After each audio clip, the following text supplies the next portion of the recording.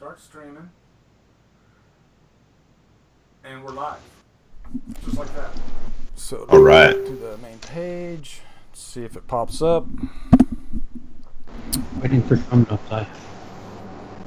And here we go. Hello, everybody. There's and we're live. My just like that. So all right. To the What a backdrop. page. Let's see if it pops.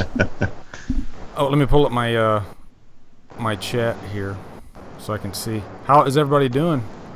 This is an unplanned video. I kind of just wanted to do this because of all the audio questions. So first thing, can you hear all of us? Cody, CP, say something. Something else. Something bigger. Yeah. It's Sunday. Something unplanned. Legos. Yes. CP, did you do anything fun today for Sunday? I literally, this is good timing. This is like a parallel plug. I just put up a bit of a thesis video about Inglourious Basterds. Like, literally minutes. Oh, really? Yeah, it's just about one shot and films it. That's Typical cool. CP 2-minute video, so... And Emily voiced it over, so there's that. British chicks talking. That's all you need to know. That's right. So it's actually live now on YouTube? Yeah, it should be. It literally should have gone up like 10 minutes ago. Nice. That's not horror though. So. Just to give a credit, that background picture that you see of a very young me in front of Wade over Darth Vader, that's Brad Thornton did that. And I said, I got to use that for a background because that's kind of hilarious.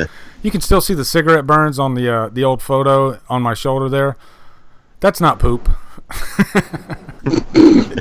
It looks like it could be, but it's not. Oh, I need to move Cody over though because you're covering the chat, or I need to make the on my OBS. So hold on. I'm always in the way. No. Yeah, Cody. This is why I troubleshoot. Jesus. Oh, here we go. I can. I'm the closest one to Lee's crotch. That's the most important part. Yep. Yes, exactly. You got the golden spot. Prime real estate. There we go. Now you're not covering the chat. Sweet. So I guess today what we're going to do for like the next hour is we're going to answer your horror questions. If you guys have questions for us, we'd be happy to answer them. Ask us anything. Could be fun. So, yeah, let's see what you guys got. Trying to pull the chat up. Cody, favorite Halloween movie. I didn't see that one coming. Is there anybody that does not think the original is the best? Because that's not a very subjective ranking. I think. Yeah, exactly. Yeah, like it's strange that like people forget just how incredible Halloween is. Where it's just like, guys, seriously, like I get it. You like 4 a lot, you like H2O a lot, but Halloween, it's fucking Halloween. That's the one. This is the Friday the 13th guy saying it's fucking Halloween. Cut it out. Yeah, well, that's the one slasher franchise where I don't know. At least maybe I'm being bullheaded and thinking everybody just agrees with me. But like Nightmare, I could see a couple of different answers. Well, 2 mainly. But I could see a ton of different answers in Friday. But Halloween, like if I saw anything but the original as somebody's number 1, it'd be like, whoa, explain yourself. So. I think the thing I see from time to time is people saying Halloween 2 is better than Halloween 1. And I'll cut them some slack for saying that, but for the most part, most people say the first one's the best. Are we allowed to talk about Purge? Yeah. Quickly, because I know we all saw it, and you guys kind of have. We can talk about Man. We can talk about Purge. Whatever you guys want. Before we do that, because I get this question a lot, and I'm curious what your guys' thoughts on it, because somebody said, what's everyone's thought on the Chucky reboot? So what's your guys' thoughts on both the Chucky TV series, which is going to have Don Mancini and Brad Dourif and everybody else that's been doing these movies, and now this MGM reboot that's going to be nobody that's been doing Child's Play movies? Yeah. I think the reboot without Brad Dourif is a huge, huge mistake. Yeah. You just don't replace Brad Dourif, and I know I guess you could say that for Freddy too. But I think even more because that voice of Chucky is just so unmistakable, and the thought of hearing somebody else's voice behind that doll, I really don't want to hear it. So I'm kind of skittish on it. I don't know. What do you think, CP? Yeah, no, I agree. Like like, I don't want to sound like a hypocrite because we do. We say that Freddy, you could move on, but that's different because Robert Englund actually has to run around and shit, where Brad Dourif is just voicing. So unless Brad doesn't want to do it, I can't mentally put it in my head. But yeah, the remake stuff, the MGM remake stuff just doesn't. I don't know. It's hard for me because I'm torn because on one side of it I agree 100% because even though I've said that you could do another Freddy easily, even though I love Robert Englund, you could have another Freddy and succeed. Mm-hmm. Yeah, I can't say that about Brad Dourif. I can't say, for all the reasons you just said, I can't picture a Chucky without Brad Dourif's voice because that's everything about the character. The laugh, the way that it is his voice. I mean, it's all a part of him. Just to add to that, I think there's a reason for that. I think if you look at Freddy, I would say that Robert Englund did not give it his all in those last 3-4 movies. I mean, or maybe he was trying to bring a different version of Freddy and he took it too far. Whereas Brad Dourif stayed true to that character even in the bad movies all the way through. Seed of Chucky, I hate that movie, but Brad Dourif still shines in it. Yeah, you can't blame him. Yeah. You can't blame Brad Dourif. So I think that's the reason why I don't want to see anybody else.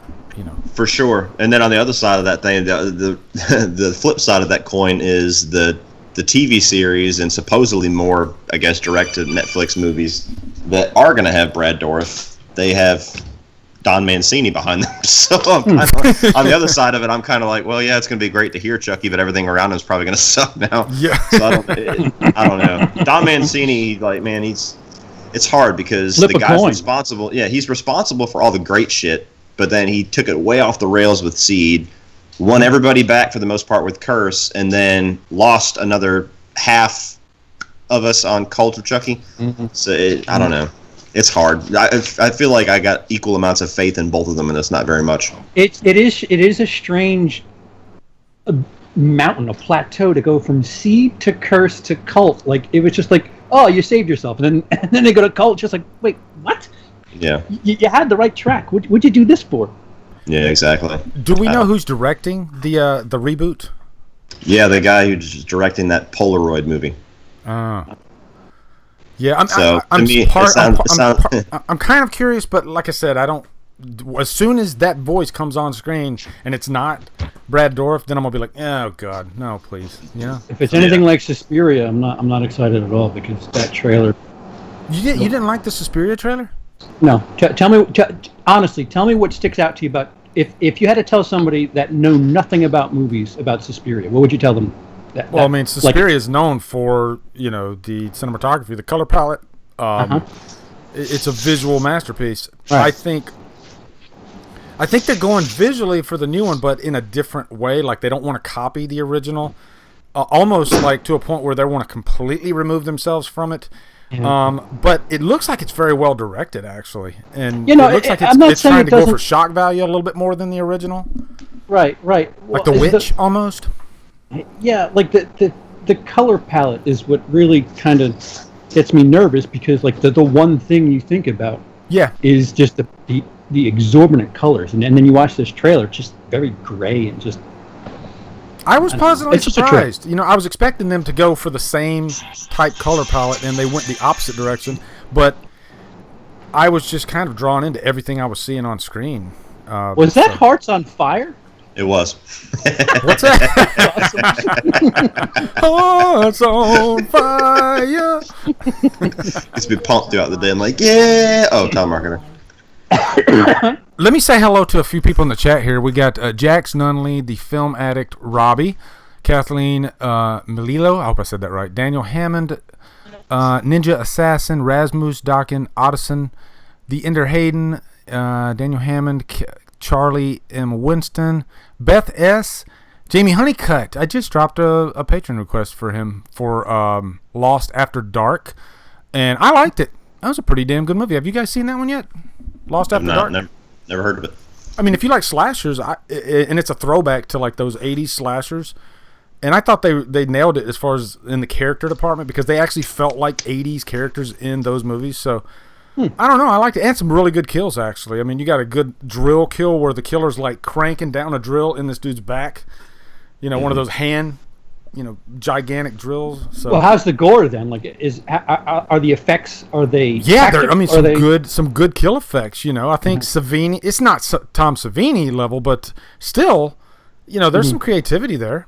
Okay. So All right, that's good.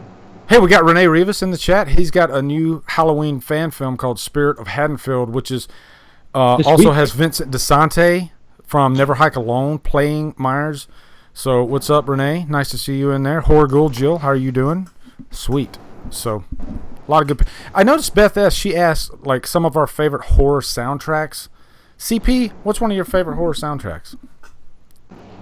Jason Lives. Oh no, you're talking about a soundtrack. Well, I mean, it could be score, it could music. be soundtrack, it could be anything. Yeah, I really dig the Scream 3 soundtrack. Shut up. What if you live? There's a bunch of good. There's a good Incubus song on there. There's a couple of decent. I guess they're all new metal at this point, but I really enjoyed that soundtrack. But I get a lot of shit for it. So bring it. Yes, and Creed's "What If" is on there. That's right. Go ahead, Cody. Trick or Treat. Yeah. Gotta be Trick or Treat. I mean, that's by far my favorite movie soundtrack because it's the only movie soundtrack that I find myself listening to at least once a month. Yeah. Well, I'll give you two answers. As far as like songs and music goes, the Crow soundtrack is my favorite soundtrack of all time. Is that horror? What's that? That horror? That's not. Yeah, I would consider horror fans love the Crow, right? So I don't know. If the Purge is considered horror, we can consider the Crow horror. The Crow is more horror than the Purge is. Freddy vs. Jason soundtrack is one of the best metal soundtracks I've ever heard. And Bride of Chucky. Yes. Yes. And then Shit. Halloween 3 is one of the greatest horror scores. Like, if you were talking underrated scores, Halloween 3, I was just watching that last night, getting ready for my Revisited for that. And, man, that score is so freaking good. And it reminds me of the Terminator, actually, in the beginning. If you really listen to that score, you're going to get some strong Terminator vibes. And it came out before Terminator. Not to say that James Cameron copied it or anything, but it sounds very similar. Just a heads up, I got about 10 minutes. My parents are coming by. Okay. Cool. Yeah, not a problem. Underrated score, and I'm not being satirical or facetious at all. Ice Cream Truck the score is quite good in Ice Cream Truck. I'm not kidding.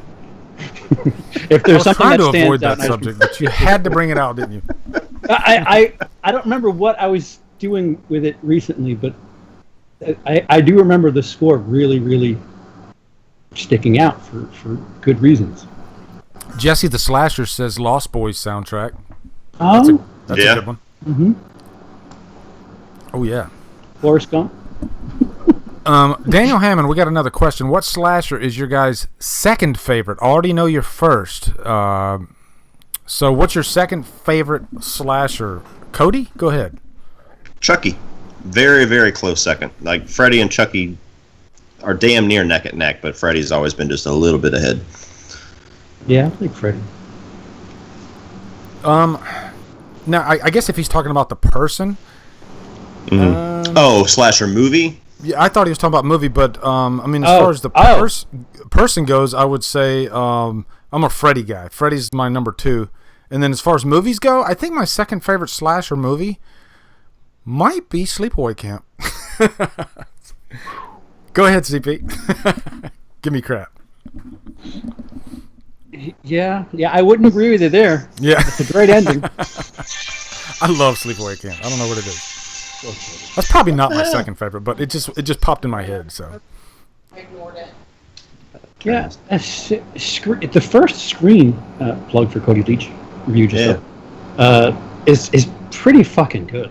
I don't know, like I think of slashers and I think of these people that last 6, 7, 8 movies, but Scream is just they're different killers every time. Spoiler. Mm-hmm.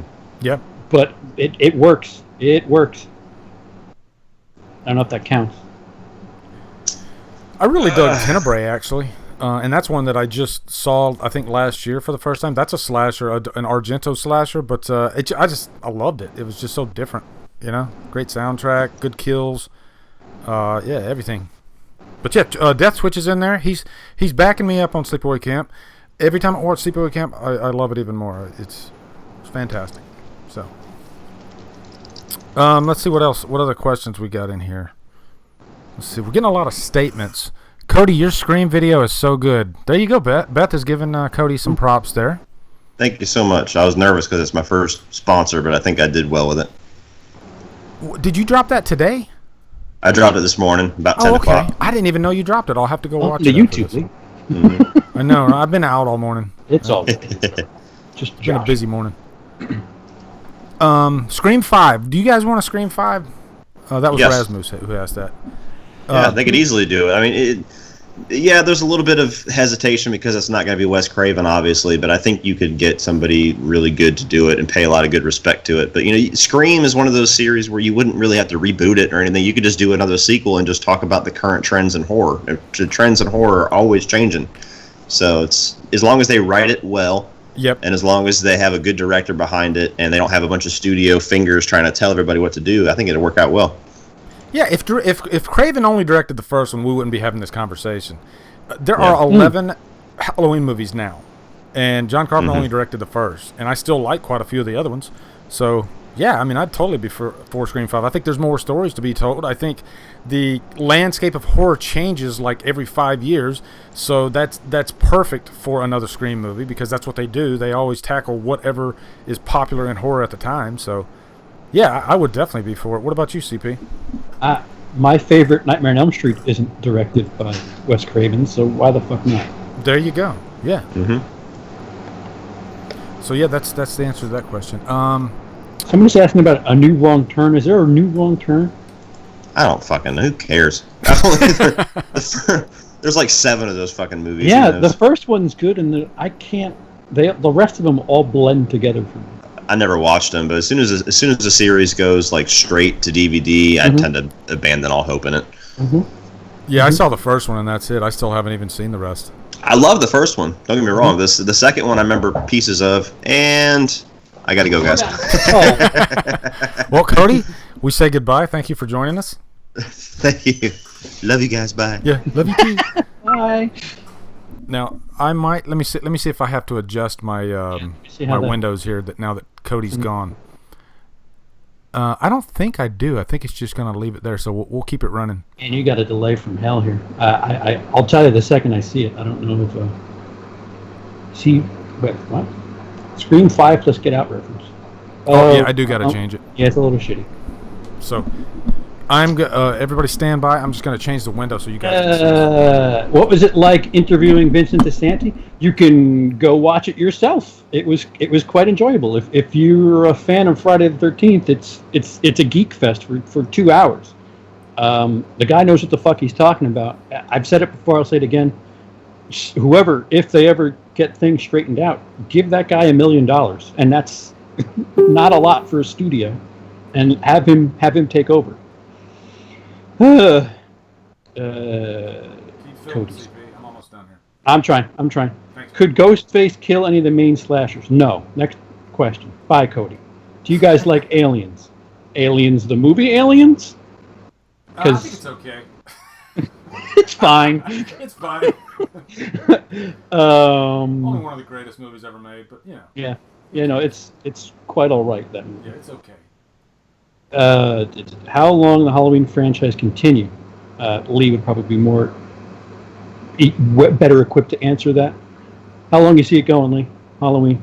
Can you chew bubblegum and talk at the same time there? Yeah, just let me grab my mic here. Hold on. I've got you. Wow, I got this window like way too big. I'll tell you what. Field another question, and I'll come back to that. All right. Shit. Anyone hear about I Know What You Did Last Summer reboot? I haven't heard about it.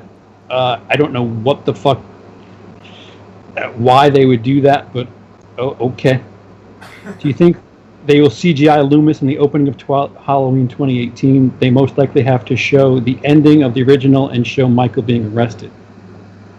I don't know if they have to do a CGI. They could show from behind his head. Like CGI sounds that's a bit much, if you ask me. Again. Not the Halloween guy. I want to know too. I heard Halloween movie in October, maybe last one. I hope not. Again, when Lee is done, we'll probably cross that road. You guys think Friday the 13th will be ever remade, redone again? If they can figure out their bullshit, I hope so. Thoughts on Resident Evil movies? My favorite's the second one, and then it gets the third one's okay. That the one in the desert is the third one. Yeah. And then they get really kind of progressively shitty at like a nauseating rate. The last one is unwatchable.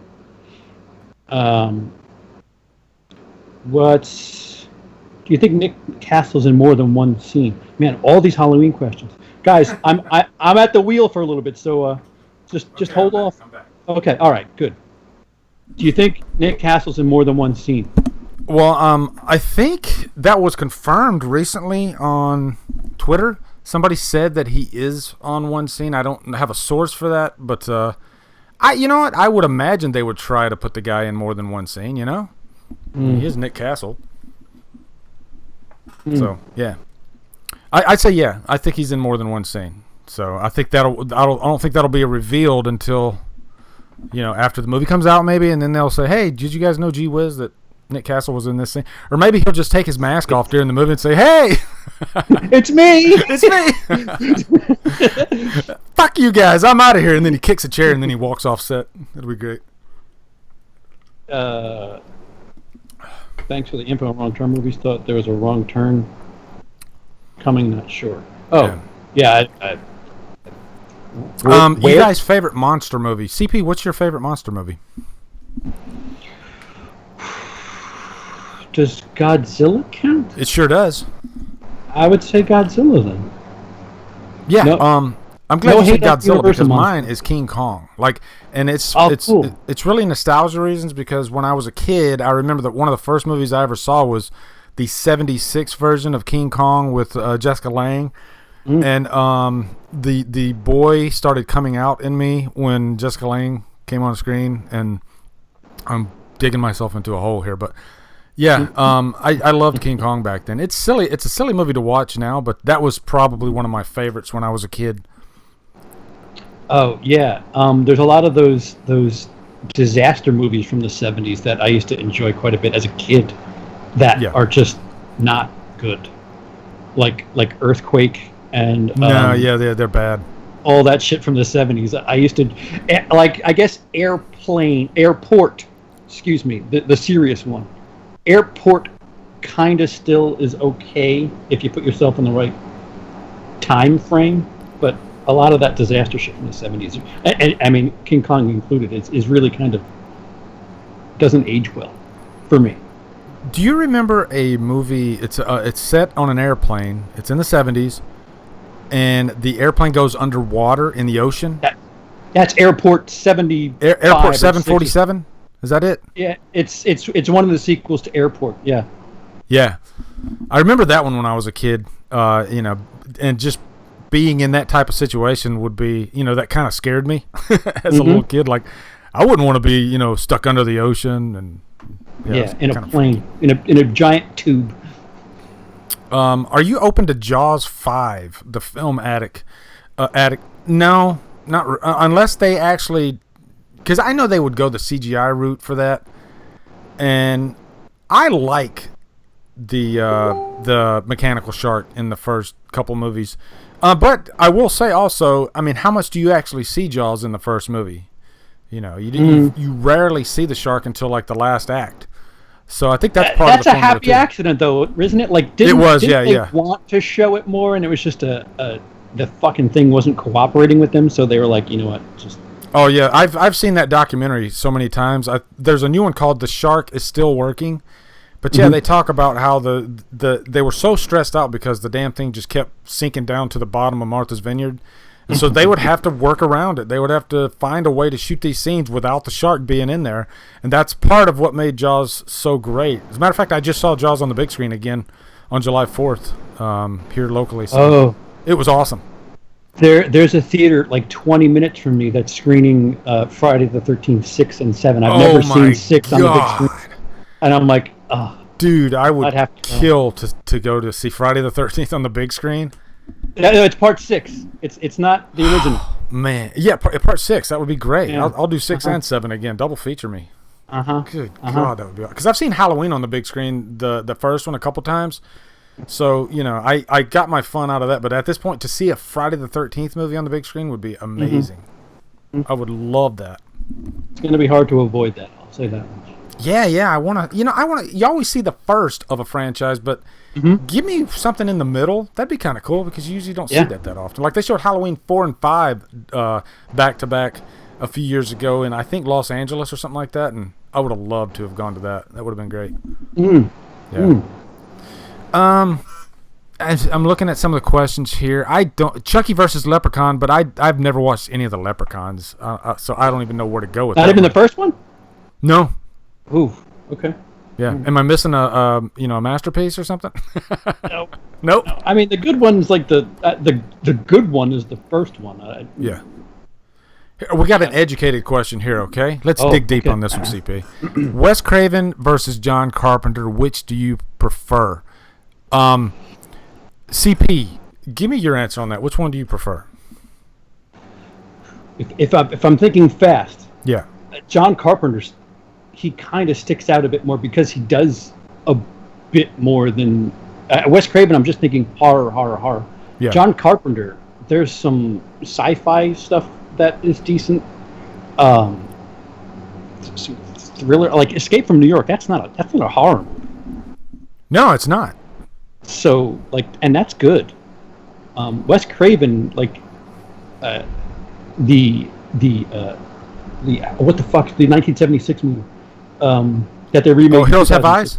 Hills Have Eyes. Yep. Nightmare on Elm Street and Scream are like the ones that kind of stick out for me, and then everything else is like, Swamp Thing. Yeah. Okay, cool. I mean, I think they both have done. They're the two most important directors in the horror genre, hands down, no question. For our lifetime, sure. For our lifetime, for sure. Carpenter, I mean, you can say Alfred Hitchcock is, that's a different generation, but for the 70s, 80s, on, it's those two. I prefer Carpenter, kind of for your reasoning, because Carpenter can branch out of horror and still put out a solid film. Like Starman, I think is pretty underrated. I've always liked that one. Like you said, have you watched They Live yet? What's that? Have you watched They Live yet? No, I'm planning on watching that one real soon, though. But yeah, one thing I like about Escape from New York is the soundtrack does sound kind of like horror-ish. Like there's some horror vibes in that score a little bit. And I think that works well with a dark action movie, because it is a dark action movie, So yeah, I mean, my answer is obviously Carpenter, though. I'm a Carpenter nut. Yeah, so. No, I wouldn't disagree. And to me, I don't think it's that close, if I'm being blunt. Yeah, for reasons I said that Carpenter's made a lot more. Yeah. I mean, they both have some stinkers out there, but I think Carpenter's resume is a little bit better. Yeah. But thank you to Power Up Productions. I'm looking pretty fly. That picture was actually taken at a skating rink back in, I think, '85, and that would have been the year that I saw Rocky IV in the theater. That picture is so 1980s, by the way. Oh, dude, it is. The glasses, the everything. I got to Photoshop the cigarette burns out of it, though, out of my shoulder there. The poop stain. But yeah, I'm looking forward to They Live, though. Yeah, I keep hearing that one's definitely one you want to watch. So I got to do In the Mouth of Madness too, because I just finished Prince of Darkness, which I freaking loved. So yeah, I'm looking forward to In the Mouth of Madness. That'll be good. Let's see what other questions we got in here. Thoughts on the first Purge? Here we go. Horror Miser Monty G. CP, you want to go first? Yeah, I don't think it's incredible by any stretch, but in our little chat online, I seem to be the one that's most forgiving. Yeah, I mean that's a polite way of putting it. Like, it's heavy-handed with the political shit. Like there's no way around it. Like it's pretty heavy-handed, and it just again. I try to look at things from a technical aspect. The main character, the guy who ends up becoming the savior is such a... He's a drug lord in the beginning of the movie. It's really hard to swing from, oh, people are afraid of this guy, to, people are afraid of this guy, but he's going to save the day for us. That's the one thing where it's just like, you don't got me there. Yeah. But it's okay. What I give it? I think I give it like either 2.5 or 3 stars on Letterboxd. I liked it more than Strangers Pray at Night, but I mean, that's not saying an incredible amount. Yeah.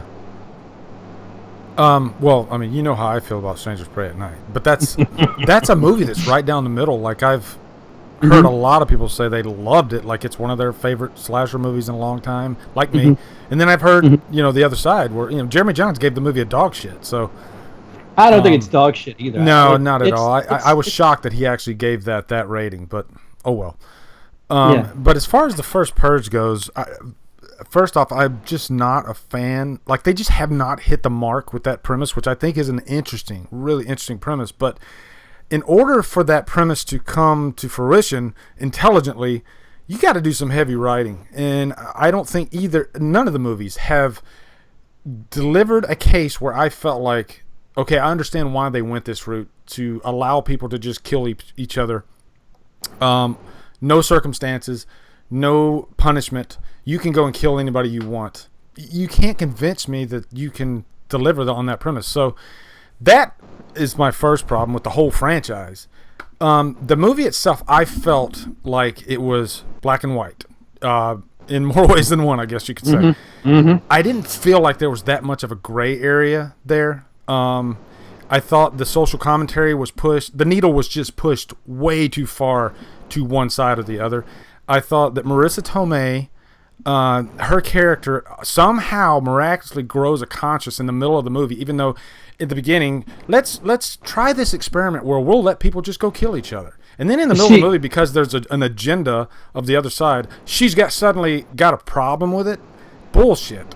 I think. See, that's something I can forgive, believe it or not, is the fact that she's just a scientist whatever. She's trying this experiment, but she's bothered that they're trying to tip the scale a little bit. Yeah, that I can accept that. But I guess her emotional reaction to it was what surprised me. Like, do you really give a shit now that you call it an experiment, call it whatever you want. At the end of the day, you're still okay with people killing each other with no consequence. I wasn't buying it. Human rats. So that was a big reason why I didn't really care for the movie. I didn't care about any of the characters at all, if I'm being honest. I couldn't latch on to anybody. You got the main character that's a drug dealer, and so right away it's going to be Lord, he's a fucking a gangster. He kills people at the beginning. Yeah, exactly. And I'll be the first guy to love we were just talking about Escape from New York. That's an anti-hero. But Snake Plissken isn't a drug dealer. He isn't somebody that's in a profession where people die because of their profession, dealing drugs. He's just a loner. He doesn't give a shit about anything. A different type of anti-hero. So I think you got to be careful which direction you go with that anti-hero angle, I guess. And that neighbor annoyed the fuck out of me. Like, I get comedic relief, but that neighbor did nothing but drop one-liners. Listen, coming from me is quite ironic, but like, she had nothing serious to say. You know who I'm talking about, right? The woman. Vaguely, yeah. The heavy-set woman who, like, she showed up. Oh yeah, I know. She was on Facts of Life. No, who was she on Facts of Life? Is that? God, what was her name? It's not Tootie, is it? No, not Tootie. There was one of the Facts of Life girls. I'm pretty sure that was her. I'll have to look it up. Holy I can't remember. shit. But yeah, I think she was on Facts of Life. Wow. There was one character I did like. The guy who's kind of like the psycho of the movie, I guess, that had the scars on his face. And that was the only character I was like, okay, I'm kind of curious what they're going to do with this character. But everything else outside of him, I didn't care about. Tell me he didn't sound like young Biff from Back to the Future 2 when he talked. Yeah, a little bit. That's all I thought of every time. Batter up! Oh had yeah, the same sound to his voice. Young Biff was so freaking annoying. Yeah. So yeah, that's our thoughts on the first Purge, I guess. Let's see what other questions we got here. Did you guys see the movie The Rake? I've never seen The Rake. Nope. I don't know if CP's seen it. Nope. No. Okay. Let's see. The new Mummy with Tom Cruise blows. Let's hope Invisible Man with Depp is somewhat better. I didn't even know Johnny Depp was doing the Invisible Man. Did you, CP? Yeah. Well, I thought they were this time last year, but I thought because of the Mummy not doing so well, they were kind of like refiguring shit out. Because didn't they introduce? Oh, what? No, he wasn't in the Mummy. Oh, I'm thinking of Russell Crowe as. Oh yeah, Van Helsing. Yeah. Yeah. So. Okay. Johnny Depp needs to be Black Mass Johnny Depp and not. I'm gonna wear makeup for the sake of wearing makeup, Johnny Depp. Yeah. Yeah, he was good in Black Mask, actually.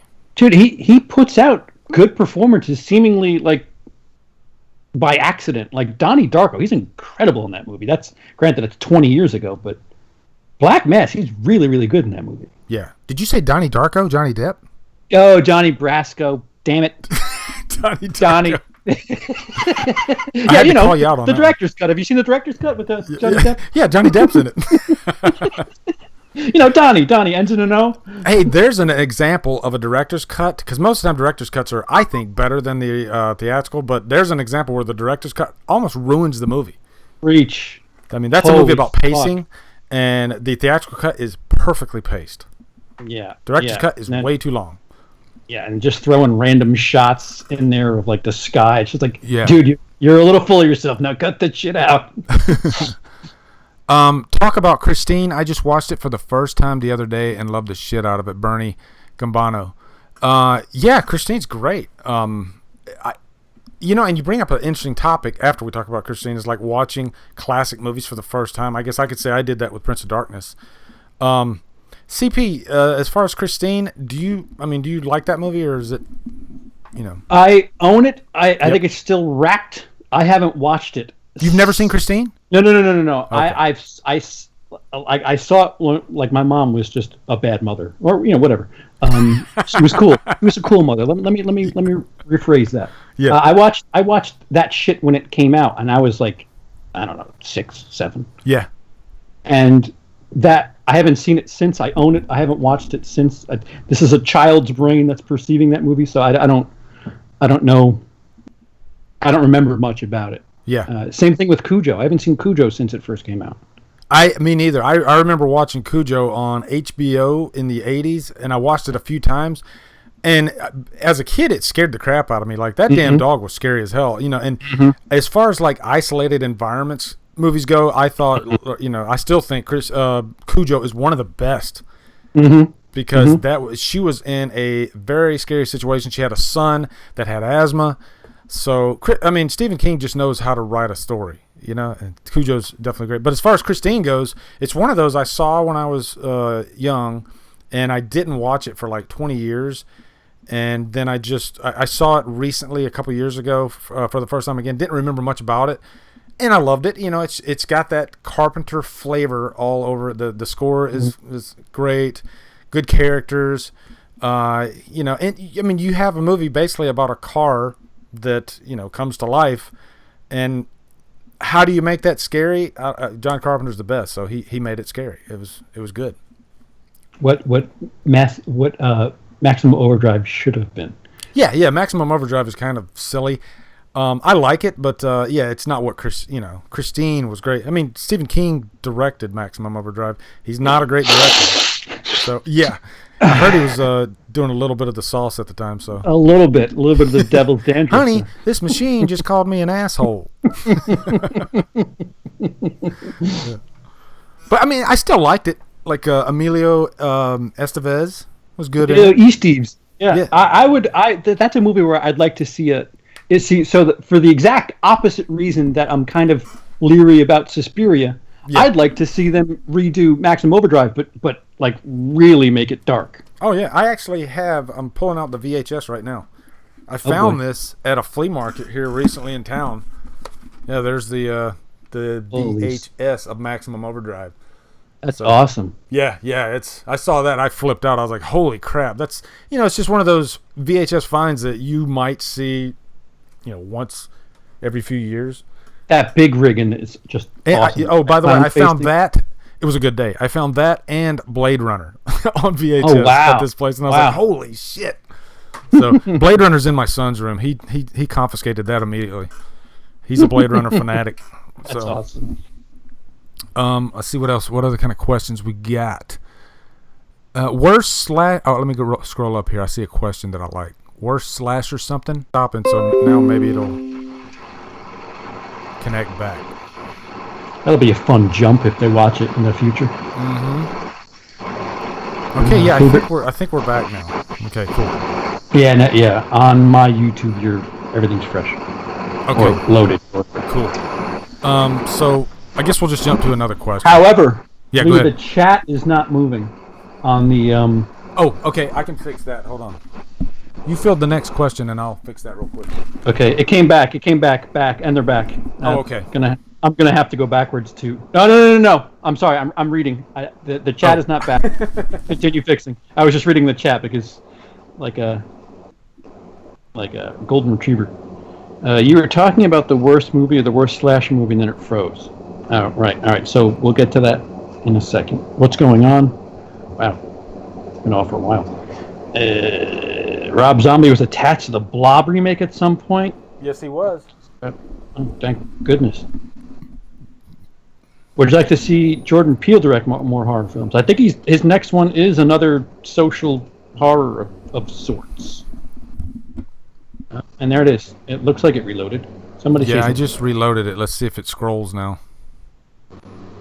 It should, but I don't see it scrolling on my OBS screen still. Yeah. I'm looking at the YouTube page, and it's not. It's weird. Guys, you guys always talk. Say something quickly. Very strange. Very strange. OBS, I'm telling you, man, it's a weird thing. It's a fick. You know what? Speaking of fickle technology, my Zoom, my XLR, my microphone input, fucking decides when it wants to read the card, just randomly, and it's really fucking frustrating. There's times where I'll put a card in, and it just says no card. No, there's a card in there. Check again. Okay, chat's fixed. Yay. Okay, good. Something quickly. Wow, that's a delay and a half, man. Shit. Mm-hmm. Oh yeah. Did someone say boobs? CP. If anybody said boobs, it was CP. What's up, Dino? How you doing, brother? Dino saves our live stream chats now. Yes, they do. YouTube has grown as a platform. It's nice that you can see the chats on the playback now. That's pretty cool. Mm-hmm. People shit on YouTube all the time because of the demonetization thing, and I agree with that. And I'm going to borrow a statement from the Horror Addicts. Without YouTube, we wouldn't have a platform. We wouldn't be able to do what we're doing. So sometimes you got to roll with the bad just like you roll with the good. How many patrons do you have again? What's that? How many patrons do you have again? 74, which I'm super thankful for that. That's amazing to me. So yeah, a lot easier to talk about the lack of demonetization when you got it. Well, I mean, yeah, that's another thing too. You have avenues out there at your disposal because Patreon was a great answer to that problem that because we don't make that much off of YouTube alone, off of AdSense. So.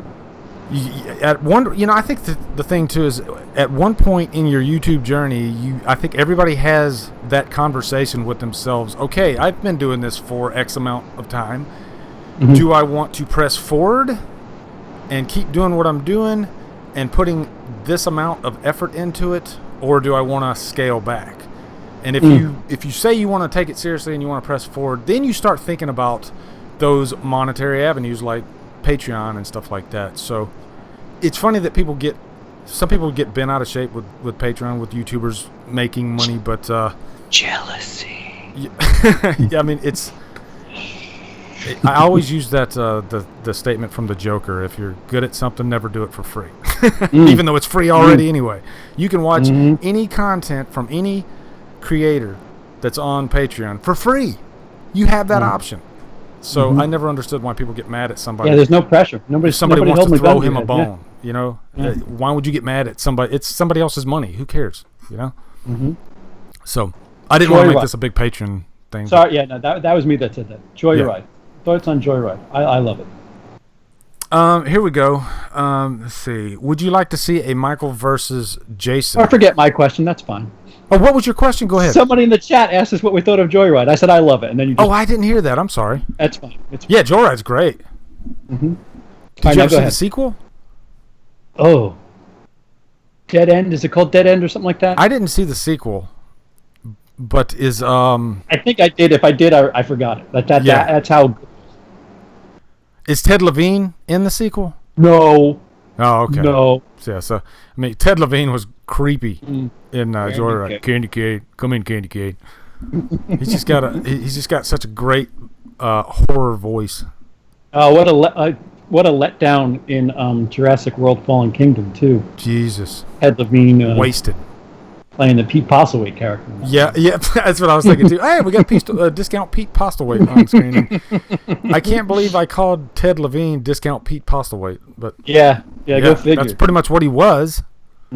Would you? Yeah.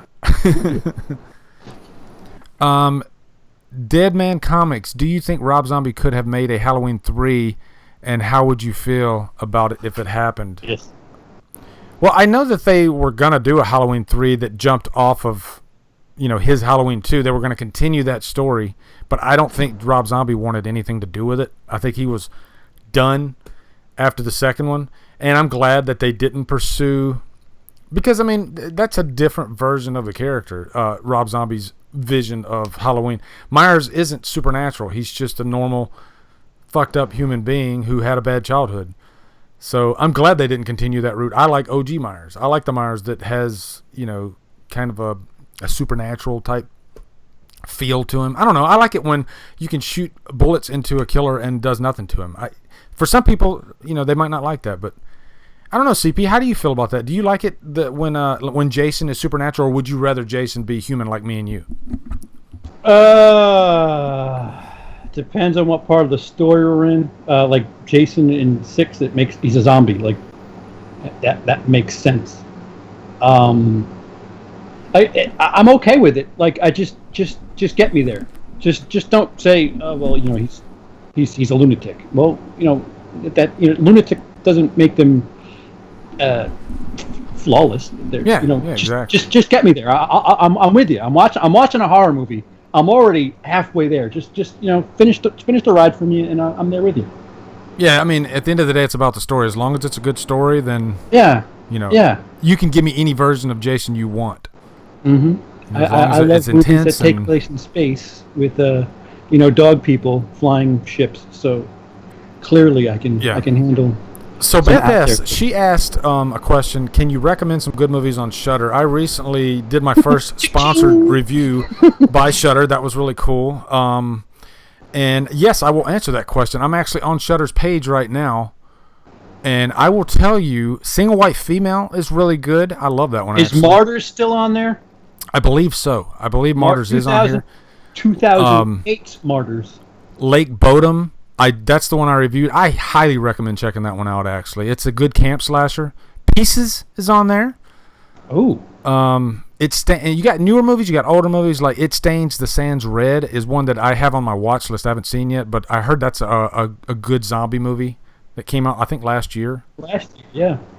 Yeah. Let me go to one of their playlists here. Actually, hold on, let me go down.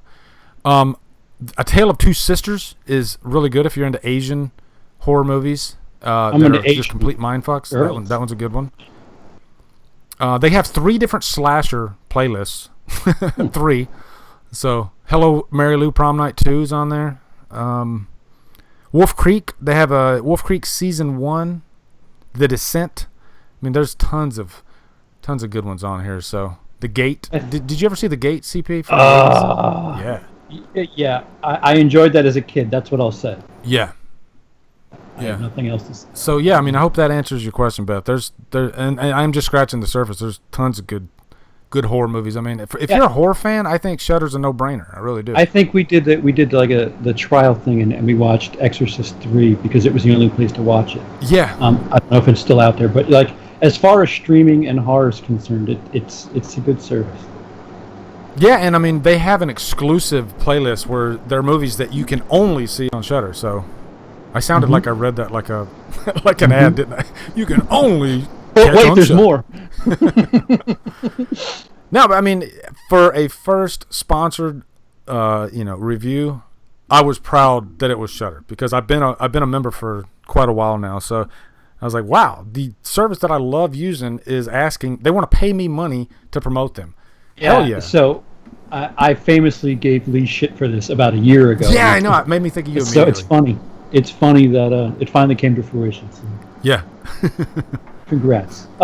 Somebody keeps asking about a Fog review, Lee. Did you schedule one that? I did. Yeah, I've been planning on doing a Fog review. That's one of my favorite Carpenter movies. I did a Fog. It was kind of a hybrid. It was a VHS / Drumdums watches. Mm-hmm. That's on my channel, and I go in pretty depth about the in depth, but I'm kind of doing it in real time as the movie's playing.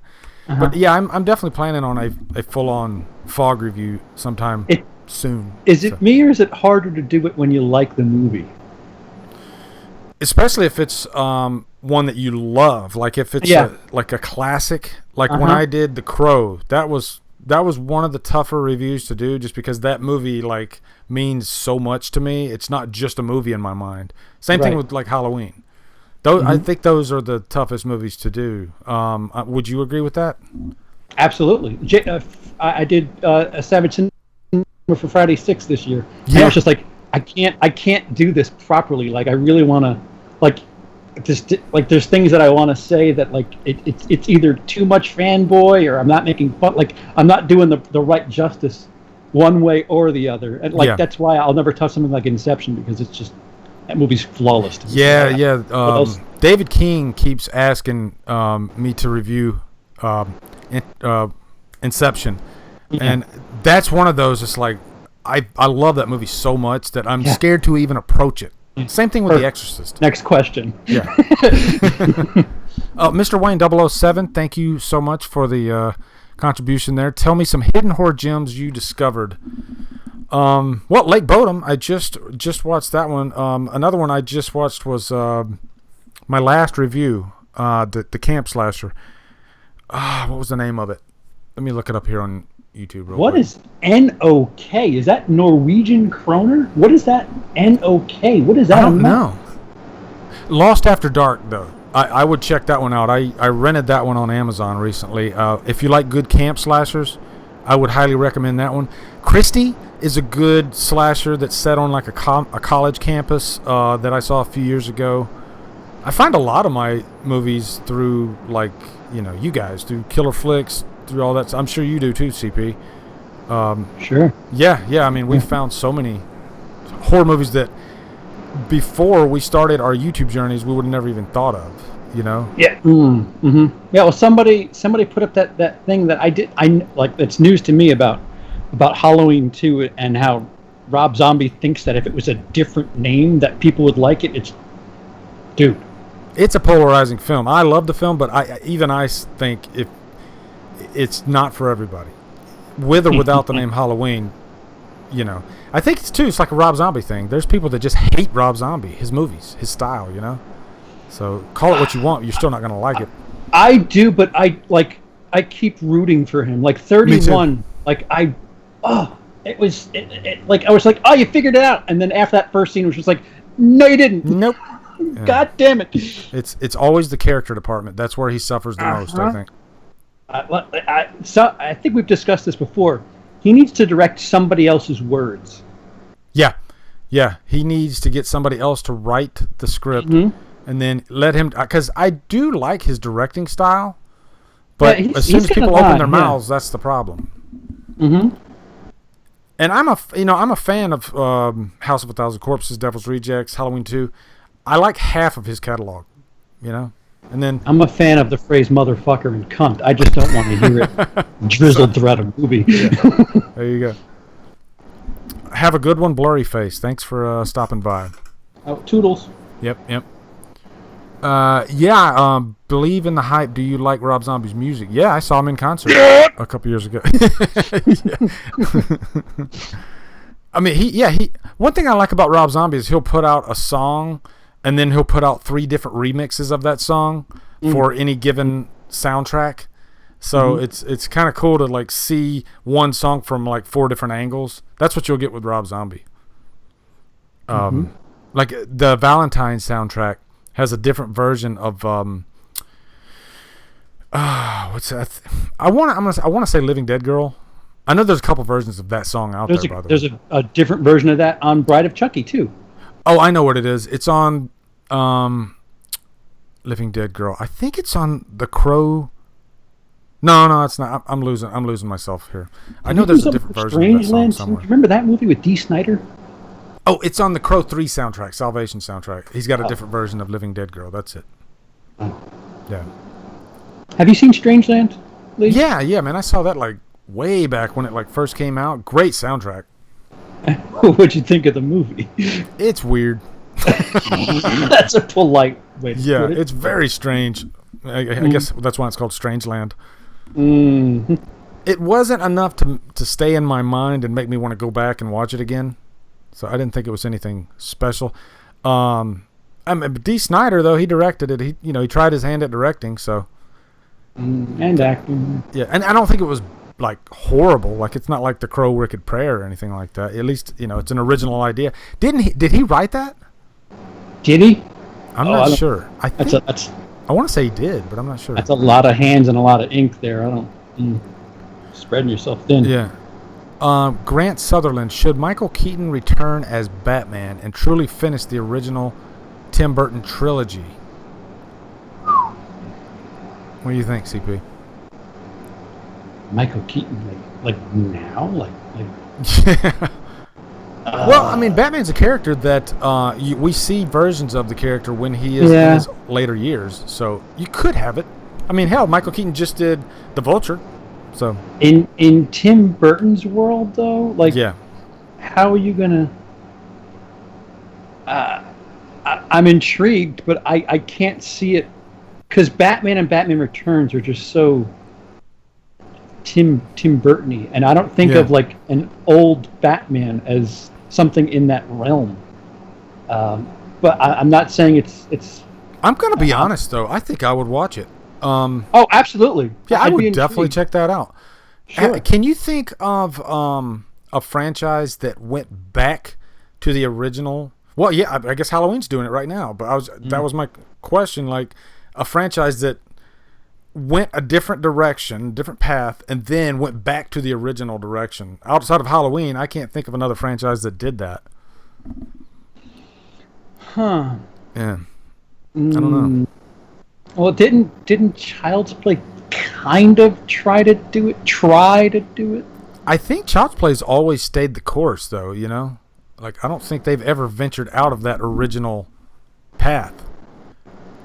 I was just talking about this in my H2O Revisited that I did, too. H2O, people forget, they always talk about those Halloween timelines, but they got all the way up to part 7 before that shit started. H2O was what started that whole thing, because H2O said, these little 4, 5, and 6 movies, they don't exist. Fuck them.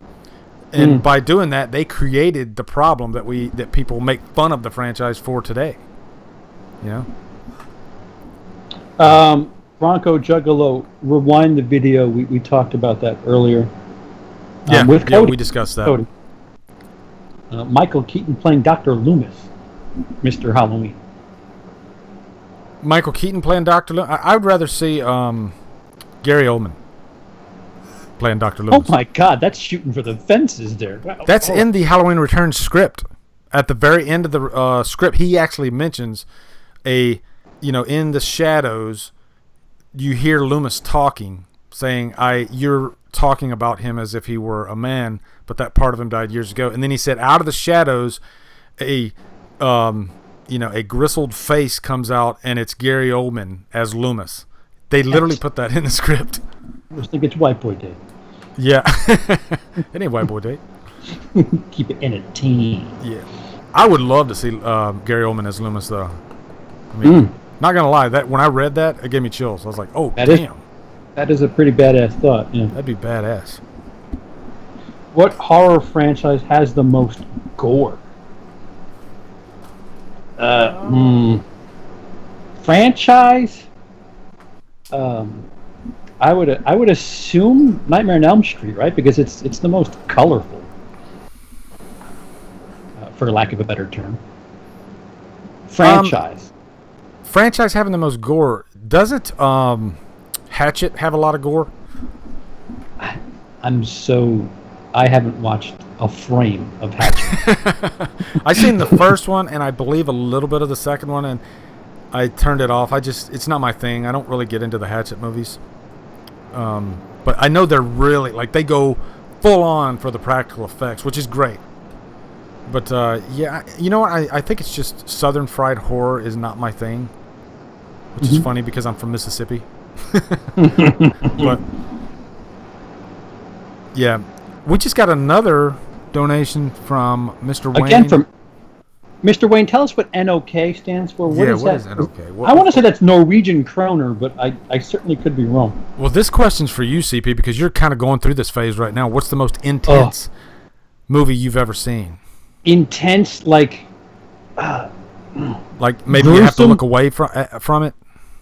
So we've had this debate quite a bit because I have this series that I'm doing in the middle of, where we talk about movies that are notorious, and we've covered Irreversible, which isn't a horror movie, Martyrs, which is, Sallow, which isn't, and after Sallow we're doing Serbian film, which have you seen Serbian film? No, I have. I've heard about it, and I have no desire. Yeah, like that's just straight. Like somebody, like I've heard somebody say, "Well, it's actually, it's a metaphor for the Serbian army." It's just like, dude, there's metaphors and there's just gore. This is just fucking gore. Yeah. It's a Serbian film for me.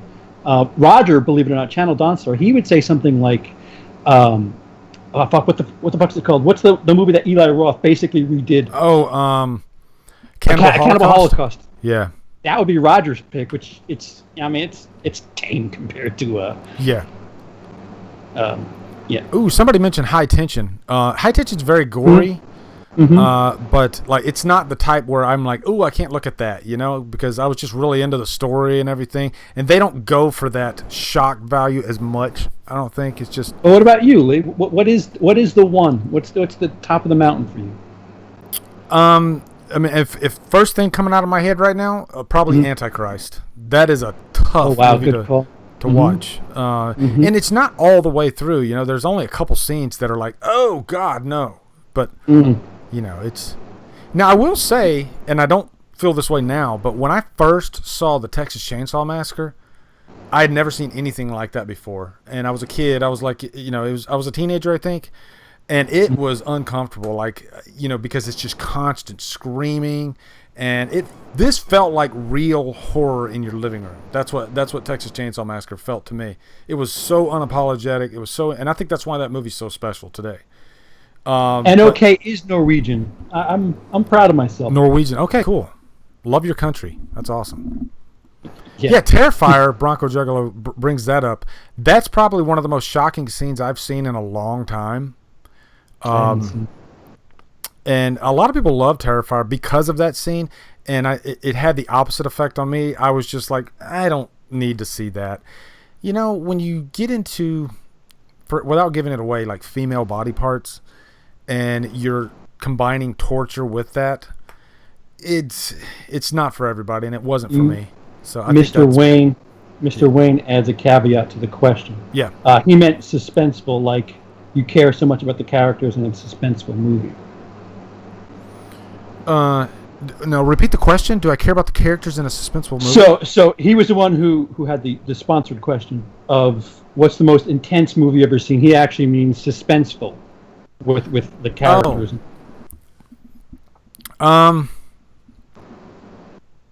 Damn, that's a tough one. Suspenseful. Christina Healy mentions I Spit on Your Grave. That is a pretty damn intense movie. Yeah. The Shining's pretty tense. The Shining? Mm-hmm. Yeah. Oh, yeah. Fuck. A Quiet Place is pretty goddamn tense, too. Yeah, it is. Like, I guess in a glitzy Hollywood type vibe. Sure. Oh, Hereditary.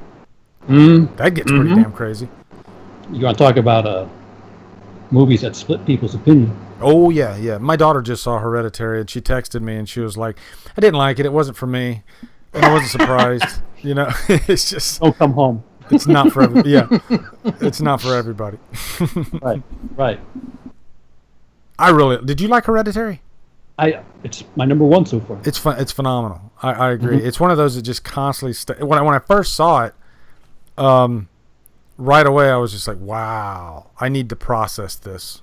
Yeah. And then after I processed it, I was just like, wow, this was amazing.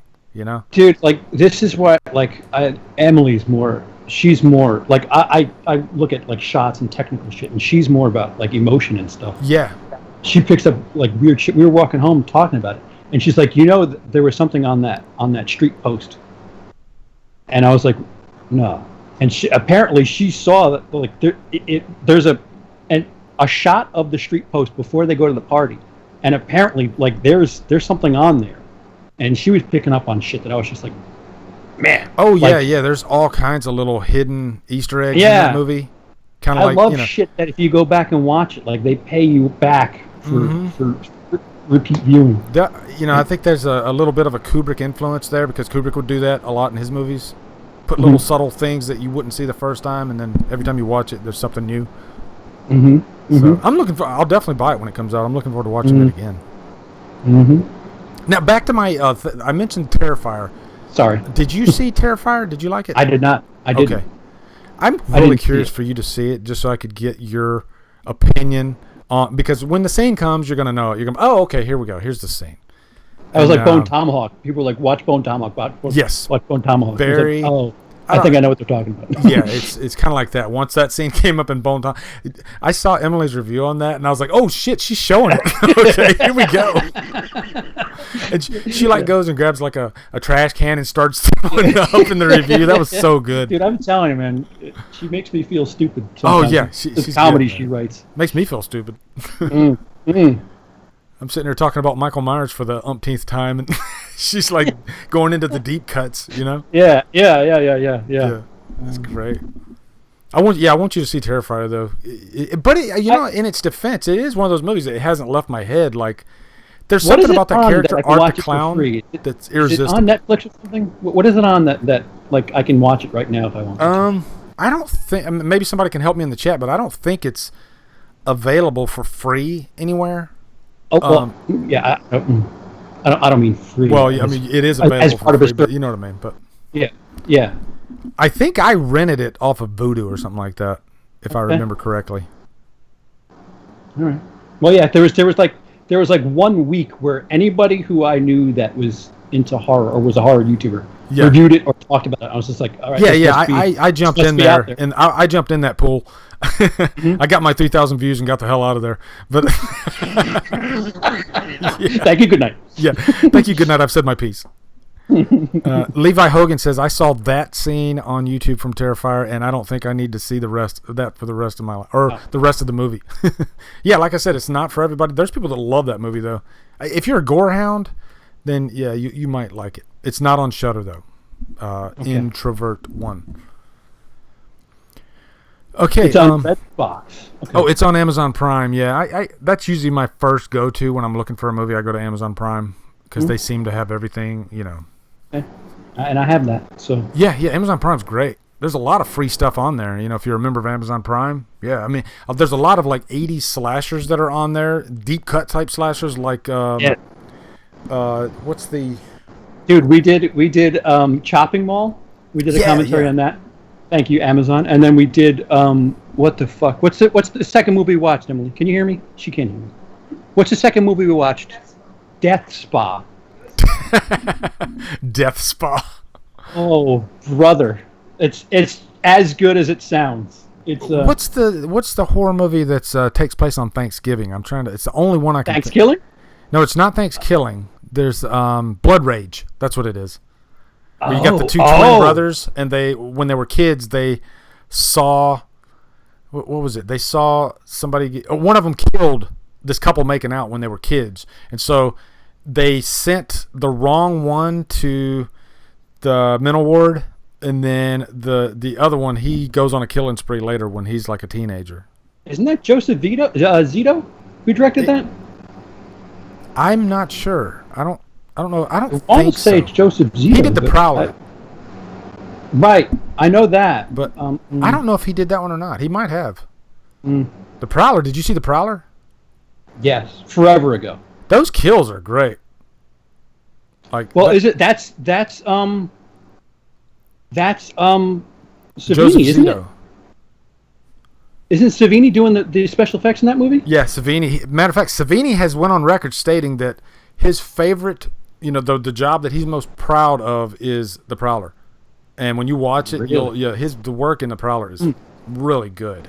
Like, there's one scene where the girl's in the shower, and he takes like a pitchfork and runs it into her stomach, and you have to almost pause it to see where the effects are. It looks so real.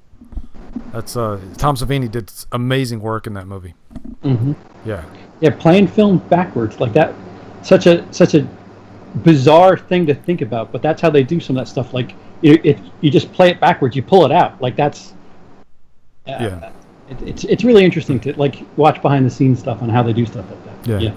Bronco Juggalo, just send me a DM, or I'll send you. If you send me a DM on like Twitter, I'll tell you what. I'll send you a copy of my cut on Twitter. All right.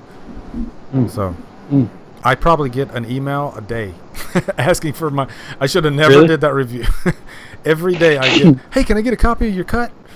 So, and I'm great. I'm happy to do that. It was fun making the cut, and what's the point of making it if I can't spread it around? So. I agree with Introvert One. Jessica Biel's the hottest final girl. What was it? What did you Jessica Biel's the hottest final girl?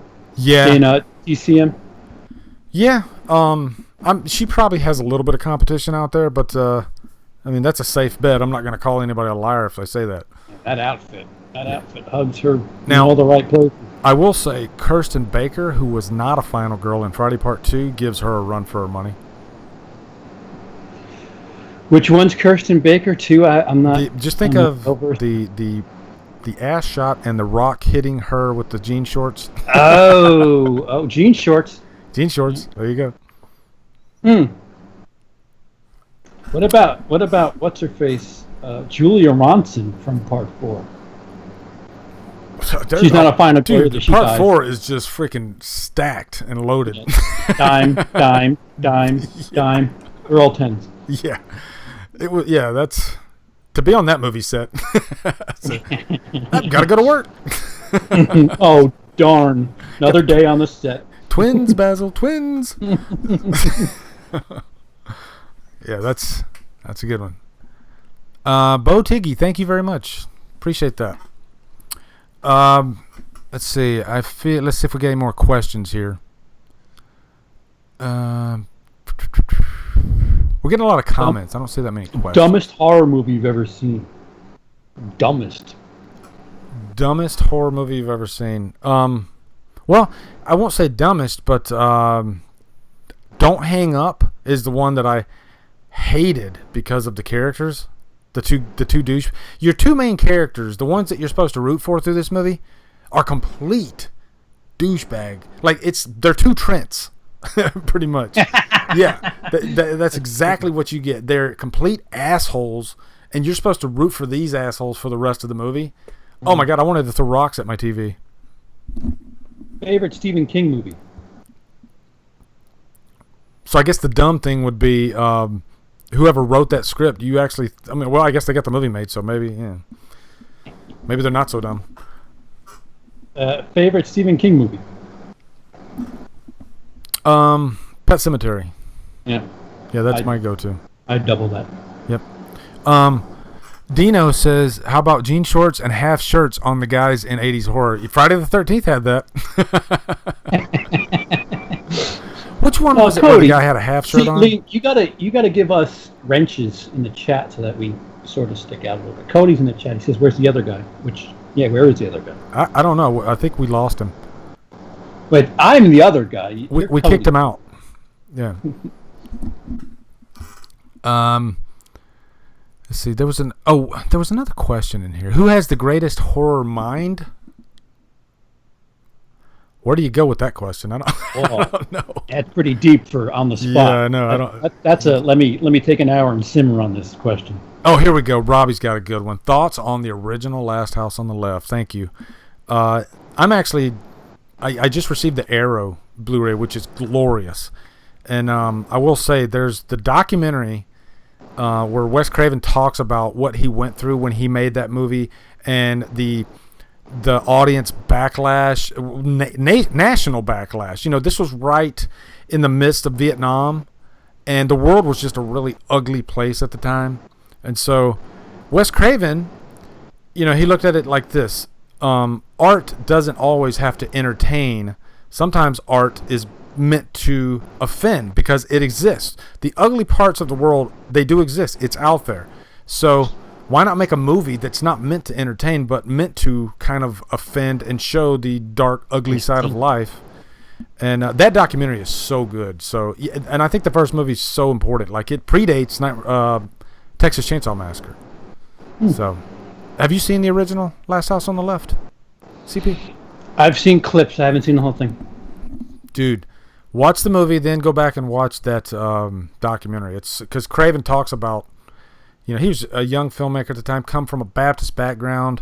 Didn't he do that with Sean Cunningham? Isn't Sean Cunningham Sean somehow Cunningham associated? teamed up with him, and there were, you know, he was getting like death threats and all kinds of stuff, and you know, and it was one of his first movies, if not his first.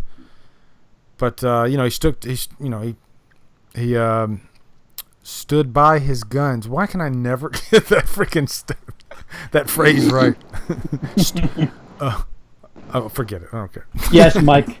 I think Strangers Pray at Night is better than the first one. First one's not, in my opinion. Oh yeah, Christina Healy. There was a guy in jean shorts in Sleepaway Camp. That's right. There's a lot of guys in jean shorts in Sleepaway Camp. Not me.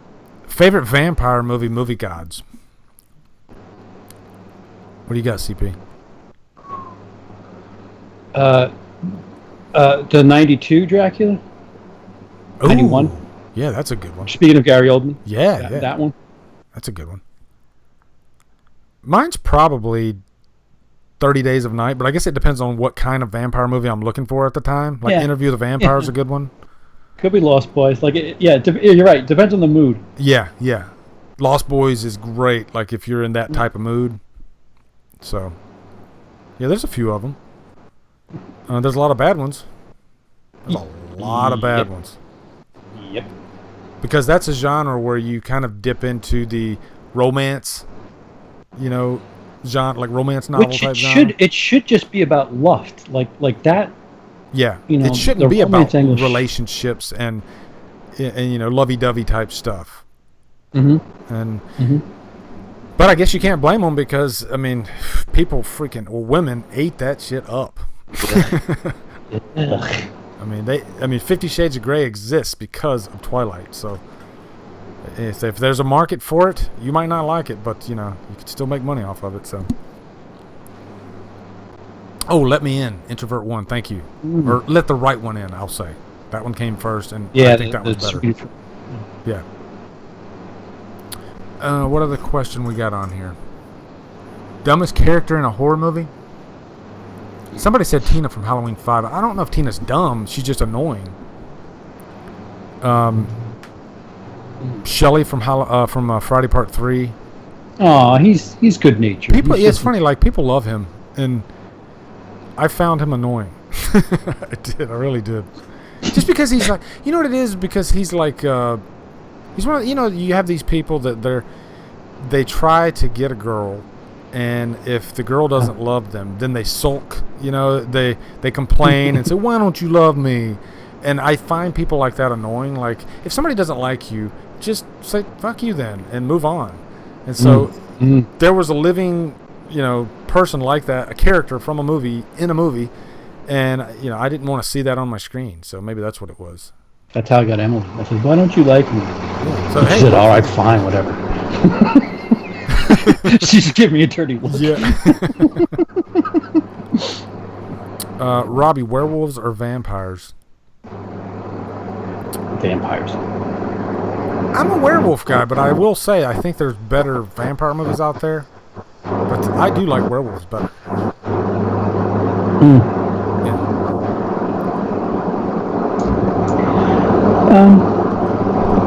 What's a movie you think is terrible in every way, but everyone else loves? Terrible, but everyone else loves. Well, I mean, I wouldn't say terrible. I don't think Get Out is terrible, but there it is. Again. Oh, is he back? Hey, there he is. Yeah. He's been back for like 15 seconds. Oh, is he back? Damn it. What the hell is annoying noise? What is that? Who's that guy? Sorry about that. My parents were like, "Hey, we'll be there in 10 minutes," and like 3.5 minutes later, toot, toot, toot, toot, toot. Okay. What, you guys fill the chat? I'll fix you guys in OBS. Why do guys think Jason Lives works so well? I truly love the movie, just like CP is one of the best horror movies of all time. Yeah, you just said it. It works well for me because it's the first Friday the 13th movie that kind of is self-aware that it's a little ridiculous. Mm-hmm. The first few of them, they have their faults and everything, but they take themselves very seriously for the most part. So you get to Jason Lives, and it kind of felt like Tom McLaughlin was like, all right, this shit's kind of stupid. Let's just have fun with it. You know what I mean? So. Mm-hmm. Thoughts on Cabin in the Woods? It's cool. I enjoy it. Yeah, I agree. It's decent. It's not quite as smart as some people make it out to be, but it's a lot of fun, especially the third act. Yeah. Oh, you went black on my screen. That's okay. I'm fixing it. Oh, Brian wouldn't like that at all. He would say it's flipping distracting. Fucking out of here. It's flipping distracting, mate. Mm-hmm. Any comments on the new movie Leatherface? Yeah, go ahead. I think I liked it the most out of the three of us, but it was still just kind of a middle of the road. Oh, you haven't seen it? Mm-mm.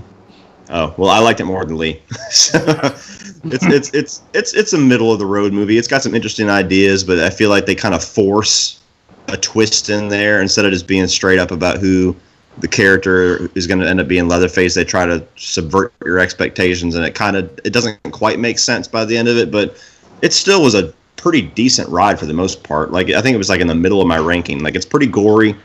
It's more of like a Devil's Rejects movie than a Texas Chainsaw movie. But I enjoyed it. I thought it was cool.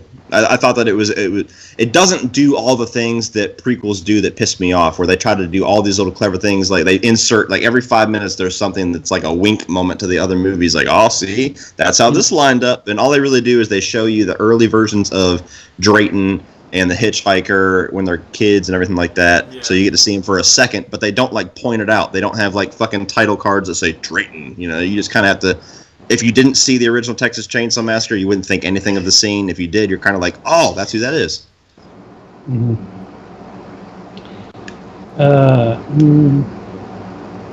Some of these we talked about earlier, guys. So rewind. Would you like Jason versus Michael? No. Go ahead, Michael guy. Now that you're settled. The Phantasm 2 review. Hopefully in a week or so. Me and Lee keep promising it, and then we forget about it, and then we move on to other things. Like, hey man, we're going to do it this weekend, and then the weekend comes, we're like, oh yeah, we got to. Hey Cody, is that one that you feel like you need to watch again before you do it, or are you just going to go into it blind? I always rewatch them first anyway, just because sometimes there's scenes that stick out. That yeah, I'm glad you said that, because even if I've seen the movie a million times, like H2O, I still like. I feel like I have to watch it again just in case there's something there that I want to discuss. Exactly. Like, I've seen Scream a dozen times, but I watched it the night before I reviewed it, and there was a scene in it that I was like, wait a minute, that shit doesn't make any sense. And if I hadn't have rewatched it, I would have never. Yeah. Pencil it down. I got to discuss this. So. Exactly. Yeah. We're back now. I got everybody boxed in pretty well there, so yeah. Wrong Turn franchise. It's just like we're going in circles. Round and round we go. Round and round. I came in, so we had to restart. Yep. Ask all the same shit again. Mm-hmm. Yeah, but weren't you here for when we were talking about Wrong Turn? That was like the last thing I was talking about before I called ass. Rewind it, guys. Rewind it. But, Mike, that's such a strange question. Where do you think the new Halloween movie will end up on Rotten Tomatoes? 67%. Strange question. Yeah, that's hard to say. I could give a fuck about Rotten Tomatoes, so I'm not the right person to ask. Well, I mean, speaking of Rotten Tomatoes, I did kind of make an unwarranted statement about Ant-Man because I'm like, how is it that Ant-Man, this movie that just feels lifeless and there's just nothing there to grab onto, in my opinion, how does that get 86%? Even though I understand how the algorithm works, you don't have to explain that to me, but still, the number's there. How does that get 86%? And then Batman v Superman get 27%. I do not get that, but I do. I think I talked myself into a hole on that one because there's people that just hate Batman v Superman. So Batman v Superman is infinitely more ambitious than Ant-Man and the Wasp. But it also succeeds in a lot less than it goes for. Like Ant-Man and the Wasp is not trying to be anything more than a cool little, it doesn't fun take an hour and a half all. of the movies, a moment to breathe after Infinity War. Some jokes and some quips here and there, some cool little action and special effects. And I think pretty much everything that it goes for, I think it succeeds on. It's still a movie. I haven't reviewed it yet, but I was just like, okay, that was cool. That was a fun little time. Yeah. It's not going to be in my top half of my ranking, but it's Batman v Superman, especially when you talk about the theatrical cut, is a movie that tries to do 36 things and succeeds at 5 of them. Yeah, well, that's part of the problem too. Is that rating is based on the theatrical cut, and I think the ultimate cut is much better. Oh, it is. It is. Yeah, because I hated the theatrical cut. I was pissed when I left the theater. I was like, "This is fucking garbage." And then I watched the half an hour longer cut, and it feels like it's an hour shorter because it fills in so many of the gaps. The movie flows so much better. So it's anger inducing how much that WB has just raped that fucking DC universe, and everything that they hired Zack Snyder to do, they went behind him and changed it, and yet they still want to hold him accountable like it's his fault when we didn't get to see his true vision of BVS in theaters, so all the poor box office and ratings and everything is their fault, even though there's some things that no cut of that movie is going to fix, like Jesse Eisenberg. Yeah. And then you get into Justice League, and I don't even, maybe, 30% of that movie is Zack Snyder. I mean, maybe. So you can't even. People are still holding on to the fact, like, I think this Comic-Con, I think they're going to announce that Zack Snyder cut. No, they're not. Why would they do that? I didn't mind Jesse Eisenberg just because I've seen the Gene Hackman version of Lex Luthor so many times that I was just tired of it. So I was and I think Lex Luthor would be, as a young version of the character, a little bit spoiled, a little bit annoying, undeserving. And I think that character kind of, struggled with that a little bit. So I didn't mind his portrayal, actually. I know a lot of people hated him, but I don't know. Yeah, I didn't mind so much the different things they were going for with like the younger version and the more spoiled. To me, it was all of his tics and all of like his weird eccentric personality that got in the way. That public speech that he gave was awkward as fuck. Yeah, it was. Wait a minute, what? Yeah, that shit. Just like, what are you doing? It always felt to me like they told him he was playing the Riddler, and then he showed up on set and they said, "No, never mind, fuck that. You're playing Lex Luthor," and he's like, "Well, I'm not changing anything about what I prepared." So. Yeah, exactly. See, my thing, Mike Johnson keeps kind of hammering home the point, is if the Rotten Tomatoes score is 0 and you love the movie, what does it matter? That's true. That's a very good point. If you like it, what the fuck does it matter? People put way too much stock in Rotten Tomatoes. They do. You would be shocked at how many classic, cult classics and hailed classic movies, even though obviously the website wasn't really up and running when most of those movies were in theaters, the scores on those movies. My buddy Sean Chandler, he does rankings, and every time he does a ranking, he opens the video with the Rotten Tomatoes scores, and it's hilarious sometimes, the Rotten Tomatoes scores for, the Lethal Weapon franchise or something like that. It's 46% and 54%. You're like, what? But it is interesting that he does that, too. When he does his rankings, he'll show you what the Rotten Tomatoes score is. Yeah. But whoever does that is really intelligent. well, he just dropped his next MCU ranking. I mean, every movie that comes out, boom, we got to get another. So I was thinking about doing a ranking just because after Ant-Man, I kind of walked out of the theater pissed off because I'm just like, really? You hated it that much? Let me explain myself. Marvel, No. I loved Infinity War, my favorite movie of the year. Finally, Marvel took a massive risk and delivered. And then they jump over to Ant-Man, and let's, and you can't blame them. Let's just play it safe. Let's put out this movie. Let's check all the boxes that we need to check. Let's don't, really take any major risks because we're gonna get that money back. We know that there's fans out there that are gonna go to this movie and go, okay, I had a good time. I chuckled here and there, but in the end, the movie was a cheeseburger. It was just nothing. At the end of the day, what does it say about the whole MCU? Nothing. And that's the exact reason I loved it, because it wasn't too ambitious. Yeah, maybe I'm thinking too deep into it. And Avengers is a plate and Ant-Man is a spoon, and you have a handful of corn, and it perfectly fits on that spoon. You don't want it on that plate. It's a terrible I was wanting more of what they did with Civil War because I was waiting for that to make sense. The character was hilarious in Civil War. So my biggest problem was the comedy. It'll hit him. No, that's stupid. Never mind. I don't know. It's. I could see why you would think that if you walked into Ant-Man expecting something on the level of Infinity War, but I wasn't. I knew it. That's just, I don't know. I was digging myself into a hole, I guess. Yeah, it takes place in San Francisco. Like it could kind of be its own movie if they didn't mention Civil War. It takes place before Infinity War too. Mm-hmm. Because so maybe they couldn't extend the story. I don't know. It's just, to me, it was just. I think you viewed it more as, let's just throw this out there because we know it's going to make money and we got to do an Ant-Man movie, and it's fine. We'll just put a little safe movie out there. And when I saw it, I just kind of figured Ant-Man's always going to be that character. There's going to be these movies that are, some people are going to see them as throwaways, other people are just going to see it. Oh, it's another MCU movie. That's just a little fun time at the theater or whatever. I don't really. We get so many Marvel movies now, every 4 months, that I can't really expect everyone to be like this new stamp on the MCU. Everyone's got to be Civil War. Everyone's got to, there's going to be, the season finale, and then there's going to be the filler episode. Mm-hmm. And it's for what it was trying to do, I thought it succeeded well. But it's scale. Yeah, exactly. It's a small scale movie. It really, as far as its place in the universe, it really has no ramifications whatsoever for the MCU. It's just, let's just look at Ant-Man and see what he's doing for a couple of days. And I had a good enough time with that. I thought Ant-Man was a fun character in his movie and in Civil War, so it's a little bit more of that. I agree. Wander This World 97 says I should see it a second time like Black Panther, and I'll love it. I agree. I'll explain myself, even though I've done it before on this. Oh boy. Say oh boy, because here we go.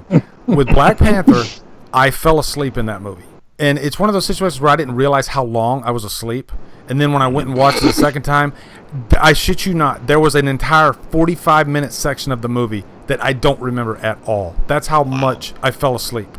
I thought I fell asleep for maybe 10 minutes. So I fell asleep during most of the Killmonger sequence. Short fucking movie. Yeah. So when I went back and saw it a second time, and I realizing that, oh shit, I just missed 45 minutes of the movie was so much better for me because of Killmonger and how much I loved him as a character. But I didn't grasp all that the first time I saw it. Now, Ant-Man, I went into that movie wanting to laugh my ass off. If anything, I wanted the comedy, because most of the time, I will say Marvel does land with the comedy. Like Infinity War was hilarious at some of the scenes, like the Thor scene and all that. I was laughing my ass off. So Ant-Man should do that more than any other Marvel movie. And I stated this at the beginning of my Letterboxd review. Comedy is 100% subjective. What I find funny, you might not find funny at all, and vice versa. That was my experience with Ant-Man. I went into there expecting it to be funny. That is not my brand of humor, I guess. I don't know what it is. I found Michael Pena annoying as fuck. I could not. Like, the comedy was annoying to me. That's what it got to that point. So that was my problem with it. They had so many well executed setups and payoffs and callbacks. The truth serum bit, I thought, was nicely done. Again, perhaps Yeah, looking the at truth from a serum technical was. aspect. I will give it that. That part was pretty funny. I actually didn't mind the villain, even though she's not fully a villain. But I don't remember her name now. But I actually didn't Ghost. mind her too much. Yeah. So. Yeah, I thought. I mean, Marvel's always had a problem with villains, but I thought that she was a villain that at least they had a good reason of why she was doing what she was doing. Like, you felt for her. Like, if I was in that situation, I'd probably be, knocking motherfuckers out too, trying to get this thing. That she had when she was a kid, that was something that I could grab onto, but it just wasn't. There wasn't enough of it there. Yeah, and since we agree on Tomb Raider for the most part, I thought that Walton Goggins was actually pretty entertaining too as a villain. I thought that what he was going for was what he should have had in Tomb Raider, because he's just like he's just chewing up the scenery. That's what you wasted in Tomb Raider. Oh my god! Yeah, that's what you hire Walton Goggins for, is just to chew up the scenery and be that guy. And he was that guy in Ant-Man to me. I knew he wasn't going to be this huge ramification in the movie. I knew he was going to be there. Yeah. But when you compare what he did in Hateful Eight, he finally they gave Walton Goggins here, we give you free reign. Show us what you got, and he delivered. Like, he stole the show almost. So I that's my problem. I constantly compare him to his performance in that. Like in Ant-Man, you got like a small little fraction of that, but he still wasn't bad. I always compare him to the Shield. That's what I've never seen him in the Shield. But my god. He was also in Justified. Yeah. Really good in Justified, actually. He was great in Justified as Boyd Crowder. But he's got a few spots in Sons of Anarchy, too. Predators. He was in Predators. He has one of my favorite lines. He's like, when I get back, I'm going to do so much cocaine. Who is he in Predators? Wait a minute. Yeah, he was the prisoner. Oh, no shit. Yeah, that was Walton Goggins. Yeah, he's great. He's one of my favorite character actors. The only thing that I thought was kind of a missed opportunity in Ant-Man, which I know they weren't really going for that type of movie, I felt like they could have wrapped a twist around Michelle Pfeiffer's character. I felt like when I saw the trailer, because I only watched the first trailer of this movie, I assumed that she was going to end up being revealed as the villain, like that Ghost character. Yeah, I thought that she was going to be Ghost, and they were going to uncover at the end. Oh my God, it's Mom! But it just kind of felt like the movie only used her to kind of progress Ant-Man's story just a little bit. Like, okay, fine. Because as soon as you watch the first Ant-Man, they start talking about she was lost in the quantum realm and everything. I knew watching the first movie, I said, second movie, they're going to try to get her. And that's what they do. Is my question. I was curious about I thought they were going to do a joke where she just grabs some matter. So without giving anything away, they go through this whole movie trying to save her, and then the ending happens. God damn it! Oh shit! That was the other thing. I'm going to do my review, and I'm going to point this out too. This is something that the MCU struggles with occasionally. Not so much of late, but especially whenever they first started off. How is all the crazy shit going on with Infinity War, not getting back to Ant-Man and the Wasp? And so, how are they not hearing about this? How is fucking Captain America not phoning them? It's hey, what the fuck are you doing? Looking for this bitch in ether? We got But that's the the world constant complaint. You always hear that argument, where was Thor when this happened? Yeah. Well, they've done pretty good with it since, I'd say, the second Avengers, with kind of keeping it, keeping the timelines good and keeping everything separate. But really the only movie that really called that out, which is my favorite one, is Winter Soldier. It's all this shit's going on, and none of the Avengers are going to come help this motherfucker out. But yeah, this one especially, since it's the whole universe is about to die with Thanos, and they're just kind of, they're hanging out in San Francisco. Dino's saying the closed captioning is off. Oh, really? Oops, sorry. That's that awesome delay you get, though, with these damn streams. I wonder what happens when I say Mike Cunt. Yeah. That will say. Yeah, let's see if it comes up on the prompter. Thing sucks. It'll say Michael Hunt. Oh, Simon Moon says, what do you guys think of Danny Glover in Predator 2? It's funny, I'm actually going to watch Predator 2 today with my son. Just because I haven't seen it in ages, and I'm going to review it soon. So, I like Danny Glover in it, though. I'm glad they didn't go with another Schwarzenegger type of... Plus, how do you do that anyway? They tried and failed with Adrian Brody. Yeah. Danny Glover was good, I think, for what he did. I don't remember enough about the movie, honestly. I've never really... Me neither. Rewatched or attached myself to any of the Predator movies except for the first one. I've seen the second one a few times. I remember pieces of it, But I mean, Danny Glover was always good back in that era. I mean, back in the one of the Murtaugh first days. movies that attempted this shared universe thing, or at least gave you an Easter egg of a shared universe. One of the first movies I remember doing that. With the skulls at the end. They had the alien, the xenomorph skull at the end, and I remember seeing that. I was like, "Whoa, that's insane!" You know, because I've never seen anything. Now, you know, you're like, "Oh, okay, they put a xenomorph thing there." You know, that's par for the course. Fucking Predator trying to do a cinematic I mean, there's people universe. that are saying that Life is a Venom prequel. I was saying, did you see that they're doing reshoots for Predator? Yeah, I saw somebody post that. It was going to get rid of, like, a lot. It was going to get supposedly. I don't know how credible this is, but the article that I read said that they're getting rid of, I guess in the third act, there's a lot of, like, predators that join with the humans, and they're getting rid of all of that. They're getting rid of a lot of the genetic modification, except for the big one that you see in the trailer. They're changing up the ending, a bunch of stuff, supposedly. Is Joss Whedon coming into the fray? I was going to say, it's pretty late in the party. Exactly. It's going to be like really red instead of blue throughout the second half of the movie. I changed the color palette. Give me my hair check. Speaking of that, are you guys excited for Aquaman? I will be when I see a trailer. I don't know. Me too. That's the only movie. I mean, even before Justice League, that was the only movie that I had full faith in, just because of the director. I mean, James Wan has done no wrong in my eyes. Oh, that's right. James Wan's directing it, isn't he? Yeah. Yeah, and he's done a bunch of different genres. I mean, he's done horror and knocked it out of the park pretty much every time. He did Fast and the Furious 7, which, you know, there's aspects to that movie I don't like, but for what he had to work with Paul Walker dying mid-movie, that movie is fucking incredible compared to what it could have been. Yeah. He had, Death Sentence, which is my favorite movie of his, which is basically a revenge thriller like Death Wish. Yeah, that's a good movie one. Is badass. So I think if anybody can succeed in the mess of the DCEU, it's James Wan. And I think that even though I didn't love Justice League, for the most part I thought that Jason Momoa is pretty cool in the role. I think that I'm looking forward to seeing how they're going to have this world underwater and have a movie going on underwater. That's going to be cool to see. I think he's a good Aquaman. Like, aesthetically, he's a good Aquaman. So I'll definitely go see it. And I'm surprised we don't see a trailer yet, given that it's, July now? They're saving it for Comic-Con. Yeah, so I'm thinking pretty soon.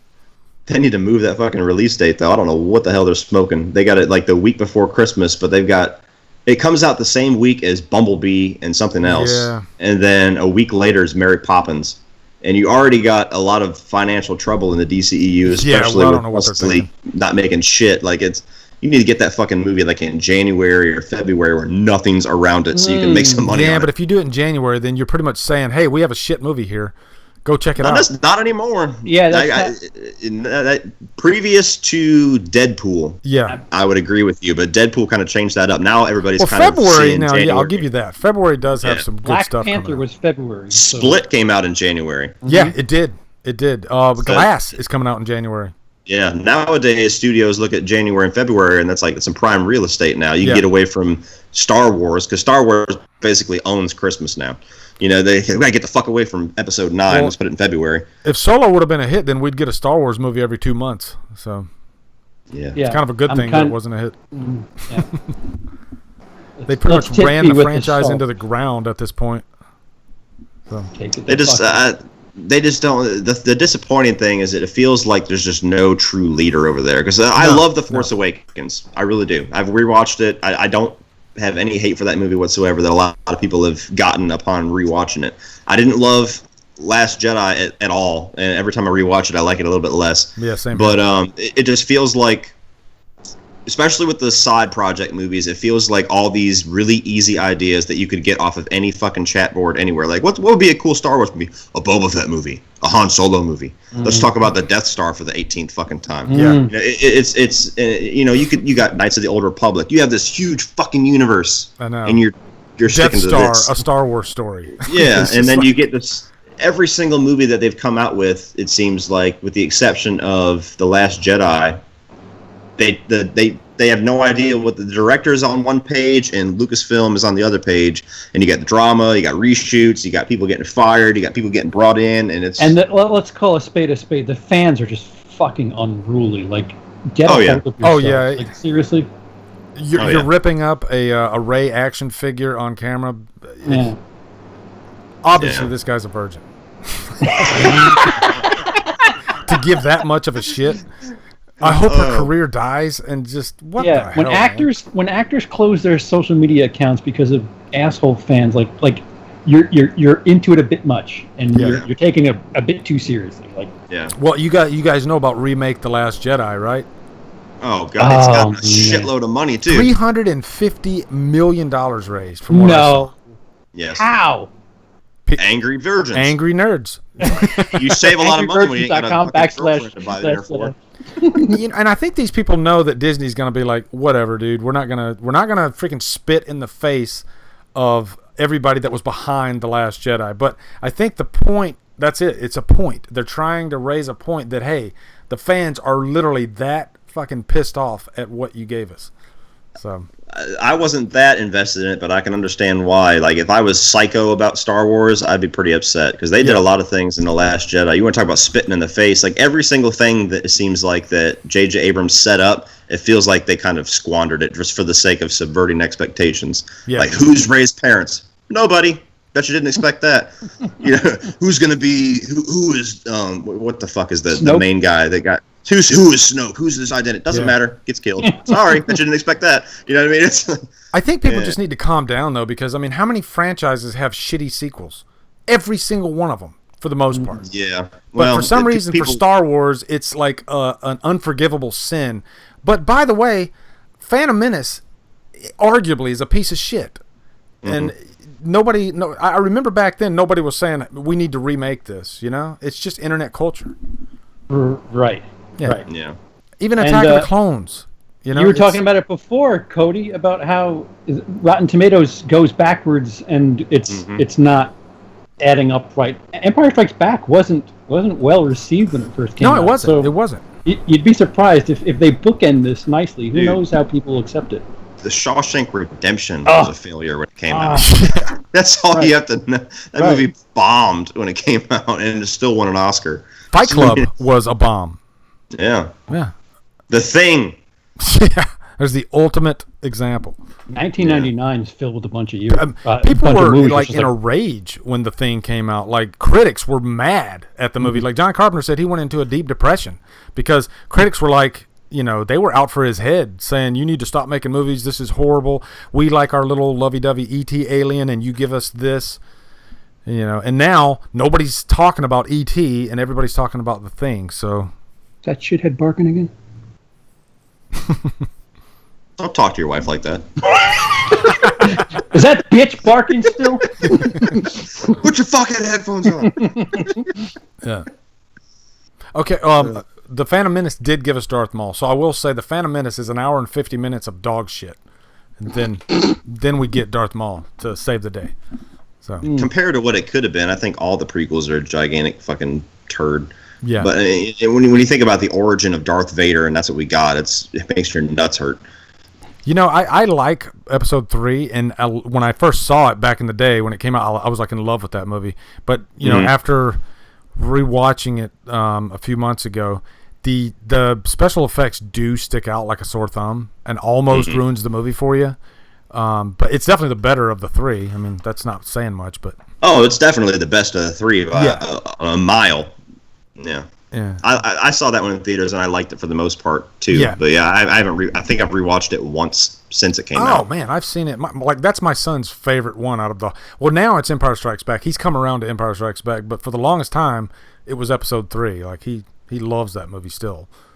But yeah, I don't think it's, you're breaking my heart. Yeah, there's some cringeworthy scenes in that one. You know. Yeah, George Lucas is not the best at directing actors. No, say he's that. not. Even in the original Star Wars, if you go back and like, ooh.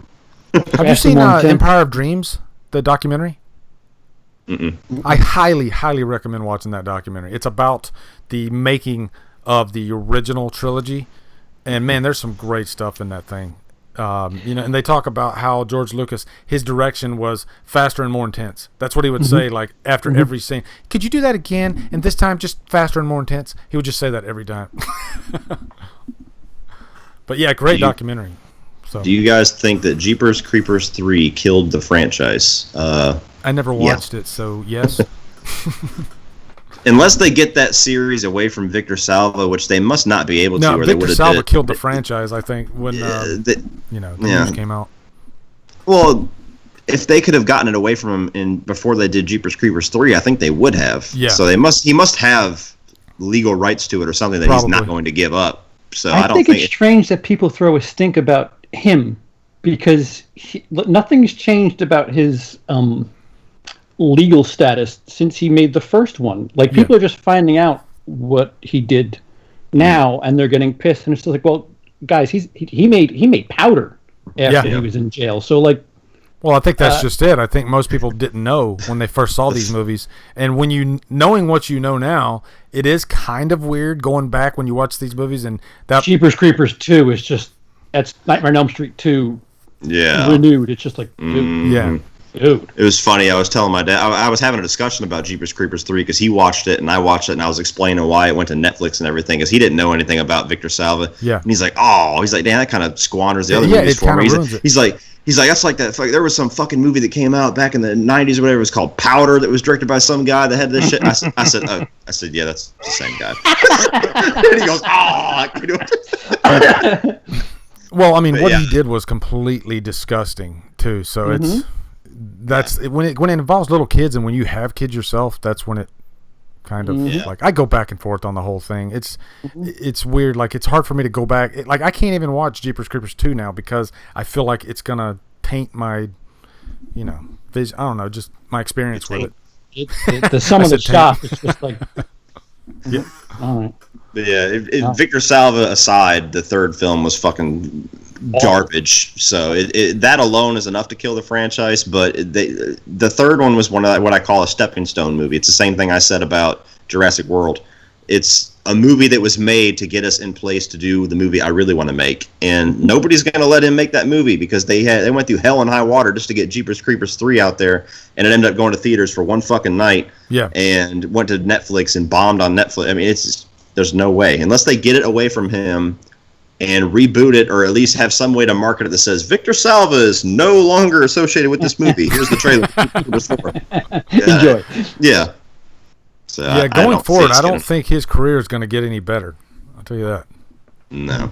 Yeah. Not unless he changes his fucking name and does like the Stephen King thing and directs under a pseudonym. Ted Johnson. Whitney, my name is CP Whitney. Hi, nice to meet you. Or the other guy, depending on who you're asking. So, guys, which horror franchise is the most consistent and the least consistent? The most consistent to me is a contest. Well, until Cult, I would have said a contest between Child's Play and Scream. Yeah. Because those are 3. I know 3 is easily the worst, but I don't think it's anywhere near as bad as a lot of people say it is. It's one of those movies that, because it's the worst one, Scream 3 is fucking garbage. There's some good shit in Scream 3. There's some good shit in Scream 3. Especially that Child's Scream 3 over Jason X. Give me Scream 3 over Nightmare 5. Yeah. Child's Play until Cult, to me, only had one bad movie, and that was Seed. Mm-hmm. And see, Cult is a divisive movie, so I would still say that Chucky's in the conversation for that. As far as least consistent, it's a contest between Jason and Freddy. You know what I mean? It's Wrong Turn. There you go. You get your Wrong Turn talk. I can't speak on that one. That's consistently bad, so that's not what we're talking about. That's just a guess, but I'm thinking those are probably pretty rough. Yeah. Well, when he's talking about consistency, because Freddy is like, one of the best horror movies of all time, and then a movie that's extremely divisive. Out of the big ones, I'd say Freddy. Yeah. Like, even Freddy over, like, Nightmare, Texas Chainsaw Massacre. I like a lot of those Texas movies. Oh, God. You know what? You just talked about that. And you want to talk about least consistent as far as story. Every Texas Chainsaw movie is different. They're all over the place. Like, everything is. Everybody has their own vision when they come in to do. The only ones that are even hard time, close. but Texas Chainsaw Massacre is like, every movie it's like Choose Your Adventure. Yeah, exactly. The only movies that are even close, and they're still very different movies, is the beginning and the remake. Yeah.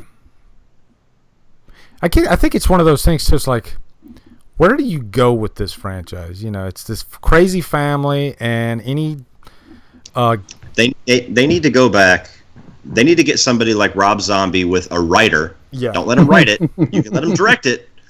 They need to get somebody with a vision like Rob Zombie, and they need to just set it, like, do the Dream Warriors thing. where you just start it, you don't explain where in the timeline it is. It happened sometime in the 70s. The fucking family's been doing their thing for a while, and you do the template where somebody's driving along, and they end up in this town for whatever reason, and then you don't do a flat out remake, but you know what I'm getting at. Get the characters, make them scary, make it gory, make it intense, make it fucking disturbing as hell, and wrap some story around why they have encountered the Sawyer family. Yeah. I like the beginning, and I like the remake. They're very similar movies. I don't have a problem with that. I think they're both fun, entertaining movies. If you keep giving me that, I'm fine with it. You know. Yeah, I love the remake. I like the beginning. The beginning, to me, it abandons a lot of the tension and a lot of the kind of quality, I guess I'll say, in the directing of the remake for a lot more gore and a lot more shock value. But I do like it. I don't know, like the last time I watched it, for some reason, I loved it. Like it was really clicking with me. Whereas the first time I watched it, I was like, I don't care about this.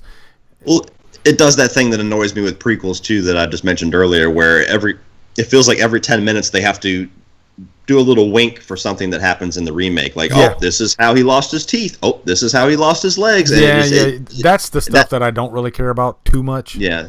That annoys me in prequels when they feel like they have to line up every single detail of the movie. Like, you don't have to spoon feed us every detail. Like, we get it. Sometime between now and then, he's going to lose his teeth. Sometime between now and then, he's going to lose his legs. You don't necessarily have to waste screen time showing me. Yeah. Simon Moon mentions least consistent Hellraiser. Yes. No, that's consistently shitty. Yeah, there you go. So I guess it is consistent in that right, but everybody wants me to do the review series on that, and man, I deserve a medal. I'm telling you, man. I don't know how you did it, man, because I could just see the pain on your face watching every review. Like, okay, guys, we're here with another fucking Hellraiser movie, and guess what? It's about a detective, and Pinhead shows up for 5 minutes. Yep, same thing every time, dude. I was grasping at straws trying to find something to talk about with every fucking movie in that franchise. Yeah. Jesus. Mm-hmm. But I felt like I earned something when I got through it, man, because it was rough. Lee, like Friday, man, those are fun. Even though there's so many of them. Yeah, even the bad ones are kind of there's something to. So that feedback, you guys hearing that? Oh yeah. That might be me. What is that, CP? There it is. Okay. It's gone. Yeah, it's gone. The mic, for some reason, when I'm charging the laptop, for some reason the mic goes haywire. Lee, can you click on my name in the chat and make me a mod, please? Do you know that? Cody, say something in the chat so you can do it to Cody too. What advantage does this? A control over the chat. And, okay. Okay. So let me see. Hold on. Let me go. Trying to. Hey, Whitney Ryan Garrity just donated $5. He's one of my new patrons. Thanks, Whitney. I appreciate that, man. What's up, man? Yeah, he's one of my new ones too, as well. Yeah, so he's awesome.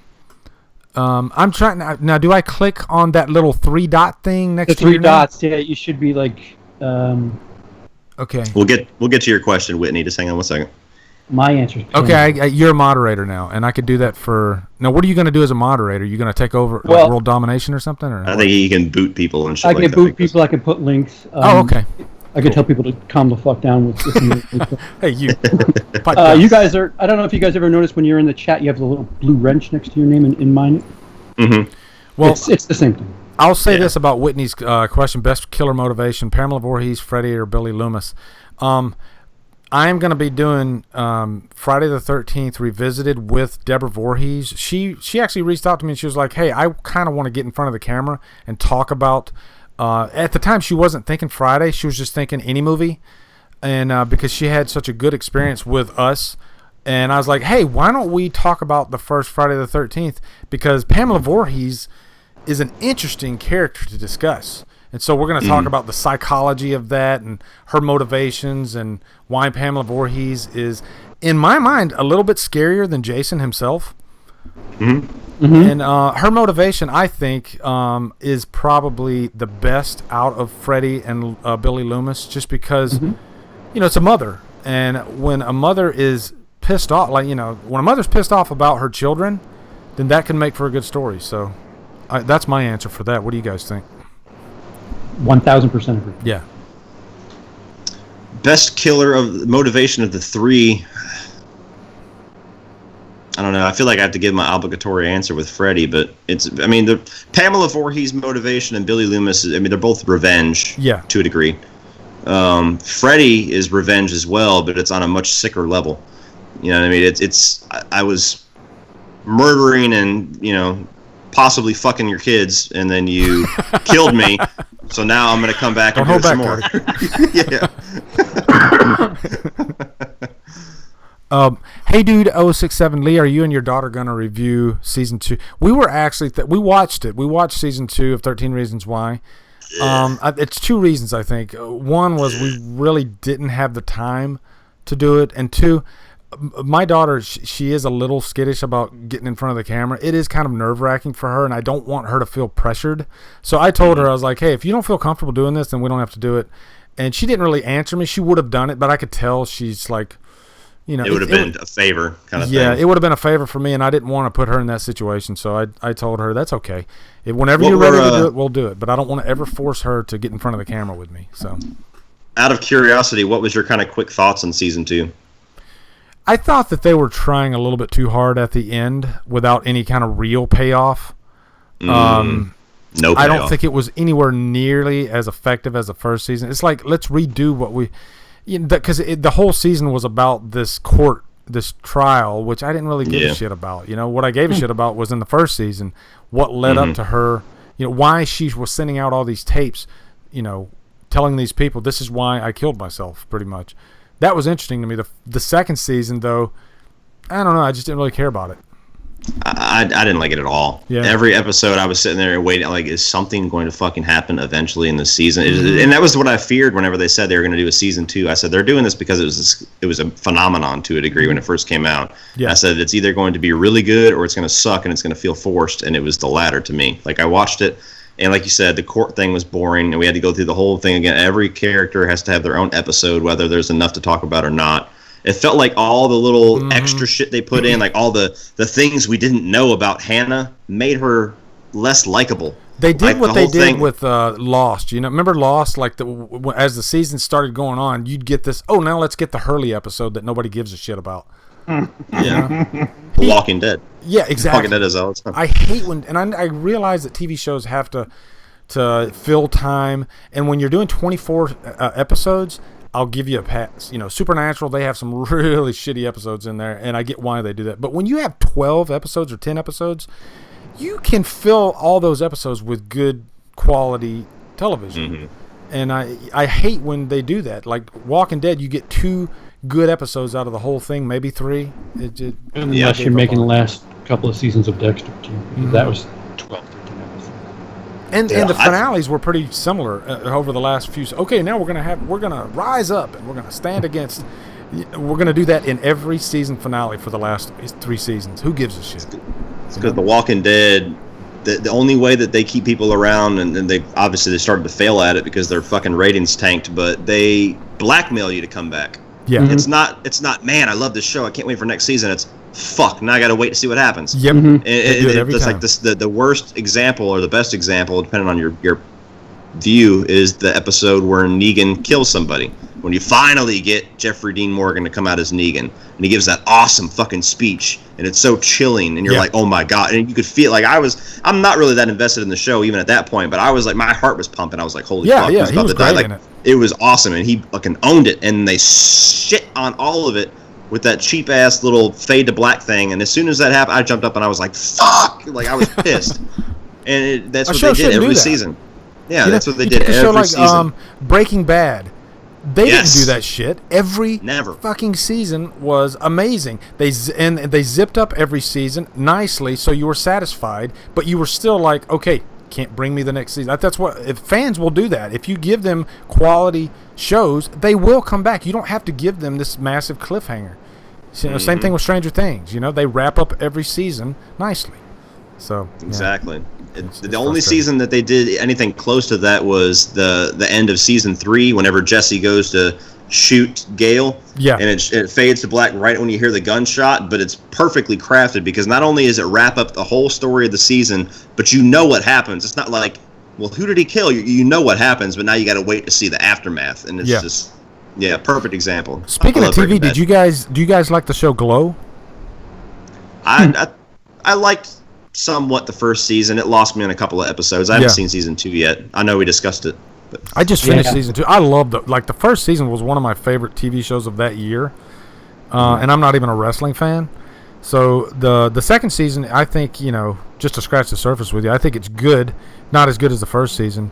And it's good when they stay on Liberty Bell and Allison Brie. Those two characters are really good, but I don't know. I know Horror Show that we were planning on doing a discussion on season 2 because Cecil's a big fan of the show too. So I was just wondering if you guys had seen it yet, but I love the first season. Yeah. I've gotten a little bit skittish with Netflix. Like they've been doing so many TV shows now that it's gotten to the point where the honeymoon is over, and now it's so hit or miss with Netflix. Even shows that they've done great, eventually they start to suck at. Like I used to love Orange Is the New Black, and then that went downhill. And then Glow was pretty decent. New Black. Ugh. Yeah, I like the first 2 seasons a lot. Yeah. Watching it with Holly, it was fun. And then, but then they get on with characters that you don't care about for a whole episode. Yeah, and then the Netflix Marvel shows, perfect example, because you got Daredevil, and you're like, holy shit, and then you get Daredevil season 2, holy shit, and then you get I thought Jessica Jones was good, but then you get to Luke Cage, you're like, and then you get the Iron Fist, and then you finally Iron Fist was horrible. Yeah. As a comedian, the amount of stand-up shit they put up there, it's just like, guys, you're going to saturate the market. Can you please stop this? Yeah. And apparently season 2 of Jessica Jones was terrible, and Luke Cage I'm hearing the same thing. So it's like you have this whole universe, and everybody's just like, when's Daredevil coming back? Yeah, that's all I'm waiting for. Give me Daredevil season 3. The Punisher was badass, though. I liked it. I liked him much more in Daredevil season 2 than I liked the standalone season. Oh, I did too. Yeah. But it was a show that it was a slow build, a little bit too slow. But by the time you got to the end, everything paid off. Oh, the end was good. Yeah, he goes freaking ape shit. Yeah. But, all those guys that are prison scene in season 2 of Daredevil. Holy shit, that was insane. Oh yeah. Every episode with the Punisher was in was like, whoa, this is awesome. Yeah. All right, guys. I guess we're gonna wrap. Damn, we've been going for like over 2 hours. Jesus. We're just going to test the stream real quick. Yeah, we're just going to test it for 10 minutes. We're going to be out of there. I should have known better. Yeah. But I saw when you guys were still online. I was like, holy fuck. Let me go and jump in on this. No, we couldn't stop talking. And I didn't kick anybody out, for the record, for all those people who were afraid of the wrench. Yeah. Some of you guys just need to pace your questions is all.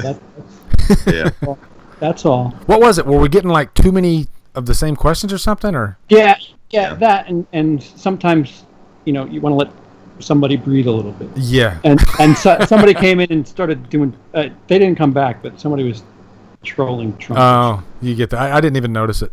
So. Yeah, it's all right. Okay. It didn't happen. After I got the wrench, they got the idea. Well, CP, what do you got coming up? Well, I literally, it's up now. It was competing with this technically. I just did a short on a special shot in Inglourious Bastards. Okay. And this week, The Martyrs. Who would like that?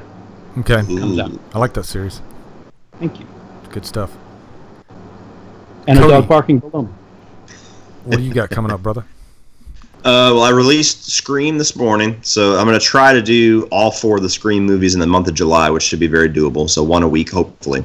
I'm going to do. I already have the first Purge review uploaded. I'm just going to make it public at some point tonight, just to give. I'm going to give enough time for everybody to see Scream, and then I'll do my. So probably around dinner time, I'll drop my first Purge, and then I have the Purge ranking that I'll drop tomorrow. Me and Brian Lomax have the top 5 Carpenter films will be on my channel, and top 5 sci-fi sequels will be on his. I messaged him about what day this week he wants to do it. He might have messaged me back, but sometime this week probably, if not the following weekend, we'll drop that. Let's see, what else do I have? Beyond that, I still got to do my Ant-Man and the Wasp review. I'm not doing a ranking this time around. It's the same ranking as before, just Ant-Man somewhere in the middle. Patreon request, I got Joyride. What else did I watch recently? There's a couple others that I watched. I'm going to be doing in August for my second sponsored review. I'm going to be doing the Behind the Mask Rise of Leslie Vernon as also a patron request. So I'm going to do like kind of a two birds, one stone thing. And at some point between now and my death, me and Lee will do Phantasm 2. Mm-hmm. Yeah, that's what I was going to open up with. I did get a question here about Hallowstream, when that's going to be for Hallowstream 2. Hallowstream 2 is coming in August. That's the plan, and then we're going to do the third one. The last one's going to be probably the weekend after the release of Halloween. So there's the answer for you on that. I was going to say Phantasm 2 is coming up real soon. I just watched Halloween 3 Revisited is going to be coming up real soon. And I got some patron requests. Oh, Predator 2. I'm going to watch that tonight, so I'm going to review that real soon. So, man, really busy. I was thinking about doing an MCU ranking, but I might not, just because the thought of having to download 20 trailers and edit and cut a clip out of each one of them just makes me want to kill myself. Don't bother with the trailers. We got to make the ranking videos easy. Yeah, just say your posters and numbers. Move on to the next posters one. And numbers.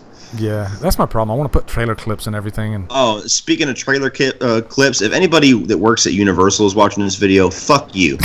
Because fucking Jurassic Park got demonetized by me for having a 15-second clip, and the first Purge is demonetized for having an 8-second clip. So even though I kind of shit on both those movies, I understand if you want to be a dick to me, but Paramount's kind of cunty too at times. Yeah, Paramount has got me, but I've won every single one of my disputes with them. So they'll watch it like, okay, we're being dicks. But Universal, no. They're like, fuck you. You used our stuff. Give it the money. Oh, Amanda from Aesthetic Star just came in. Hey, Amanda, how are you doing? She said she just saw the streaming. I think we missed the whole stream. Yeah, make sure you watch the replay. I did this because I was wanting to, my constant audio issues. So I wanted to go in here and just kind of do a test to see if I had any audio issues, which it seems like I don't, because I'm going to be doing a review with Deborah Voorhees. We're going to review the first Friday the 13th this Wednesday.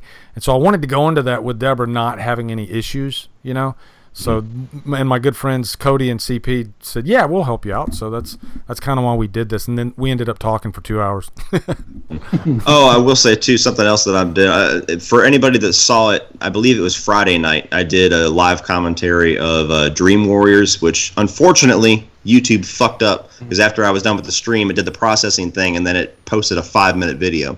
Where it's 5 minutes of me talking, and then it goes, and it shows the end. So that video, unfortunately, is gone forever. And there was some good stuff in there. But there was a couple of hiccups when you were doing it live, too, I noticed. At least on my end, it was a little... Yeah, for whatever reason, when my phone was plugged in, about every 8 minutes, it would shut down YouTube, and I'd have to go on real quick and hit resume stream. Right. But when I unplugged my phone, I never had an issue again. So I even made a joke about it. Fucking technology is stupid. But my plan is, and hopefully the other streams that I do will not get lost in the YouTube shit ether, is every other week I'll do a live commentary because I bought a stand for my phone and everything. It's real easy to do, and everybody seems to like it. So if technology allows me to keep those videos, that's going to be like a new thing in my channel, is every other week. What do you guys think about conventions? Like, somebody just asked me if I'm going to go to the Halloween convention, the H40 convention in October, which I'm definitely planning on doing it. It'll cost me like $200 for the plane ticket and then $100 for the hotel. So, but it only comes along like every 5 years, where all the Halloween, celebrities get together. So, do you guys get excited about horror conventions, CP? I don't like Walmart at 2 p.m. on a Friday because of the people. Yeah. So I've been to New York Comic Con, which is just a fucking a herd of cattle, basically. It depends. I really need to be drawn to the whatever's going on. Yeah. But I don't like mingling with people, especially being packed in like sardines. I have social anxiety. So okay. Nope. What about you, Cody? I've never been to one, not quite on the level that CP was describing with anxiety or anything, but I'm kind of the same way. I'm not really a big... the reality of it is nobody in my family would go with me. Holly would laugh if I even like, hey, you want to go to a horror con? Bitch, please. And then my son's not really old enough to kind of get into it. Like, maybe when he's older, we'll go, because I would like to do something like that with somebody. Mhm. I wouldn't want to just go by myself and kind of walk around aimlessly, like, what is over here? Yeah. But the thought of meeting a few, celebrities and stuff like that, or like, people from different horror franchises would be kind of cool. But if it's like this, like I imagine the Halloween one is going to be shoulder to shoulder the whole time. That one's going to be packed. That one, I would probably leave more pissed off than I walked in. So I don't think the amount of money it would take for me to fly to California, pay for the thing, pay for a hotel, just to meet a couple celebrities, I don't think that's something I'd ever do. If they just magically had something in Savannah or Atlanta that was big enough, like, sure, I might go check it out. But I've never really been a con guy. Well, I went to my first one, Spooky Empire, last April, and it's in Orlando. It's an hour away, and I was nervous. I was thinking, am I going to like this? Is this going to be a little bit too weird? I'm not like a fully extroverted type of person. I am a little bit introverted, so I went with a buddy of mine though, who happens to be not a horror fan on our level, but he was, an average horror fan. And when we got there, we kind of split up. That's another thing too. I don't want to feel like I have to entertain somebody when I'm there. So when I got there, we just kind of split up, and I actually had a blast. And I got to meet Linda Blair and all that stuff, and I met Matthew Lillard from Scream, and I got them to both sign my VHSs. But my big thing that I loved about them was the merch rooms. Like, there's a merch room where it's just like Arrow Blu-rays, T-shirts, stuff that you won't find at your local Walmart or even FYE. So I was in heaven once I got into the merch room. Is it like $55 for a Blu-ray? No. I mean, literally, it was like a lot of stuff is out of print that you'll find too. Like, I found Sorority House Massacre or something like that for $25, but then you go online and you look Sorority House Massacre up, and it's like $50. So Gotcha. It wasn't too bad. I just got back from Disney, so I paid $85 for 4 cheeseburgers. So. It's crazy. I know.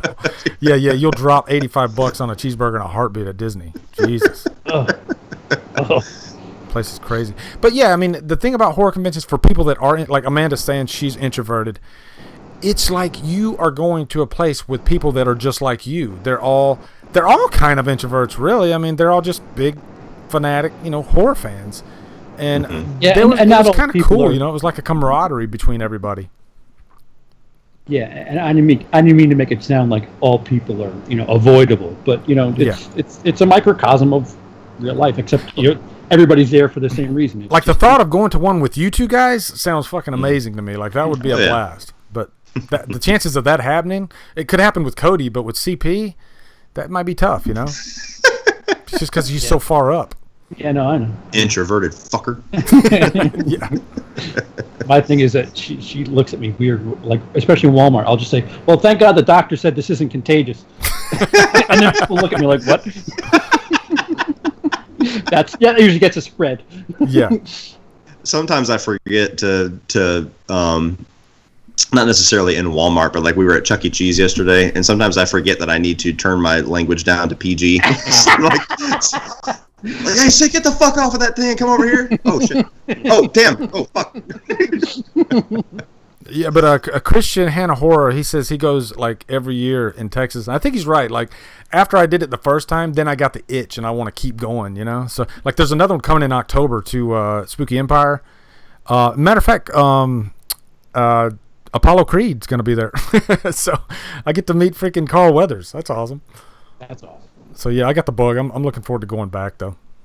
So, are you guys still there? I didn't lose you. Yeah. Okay. Yeah, we're still here. Okay, I guess we're gonna hang it up here, guys. But really fun stream. Thank you it was easy. Nothing, prepared or anything. Just answering some questions. But thank you guys for everybody coming here, and I bid you adieu. I hope your Sunday is a good one. So anyway, peace out. Say goodbye, everybody. Goodbye. Edible panties.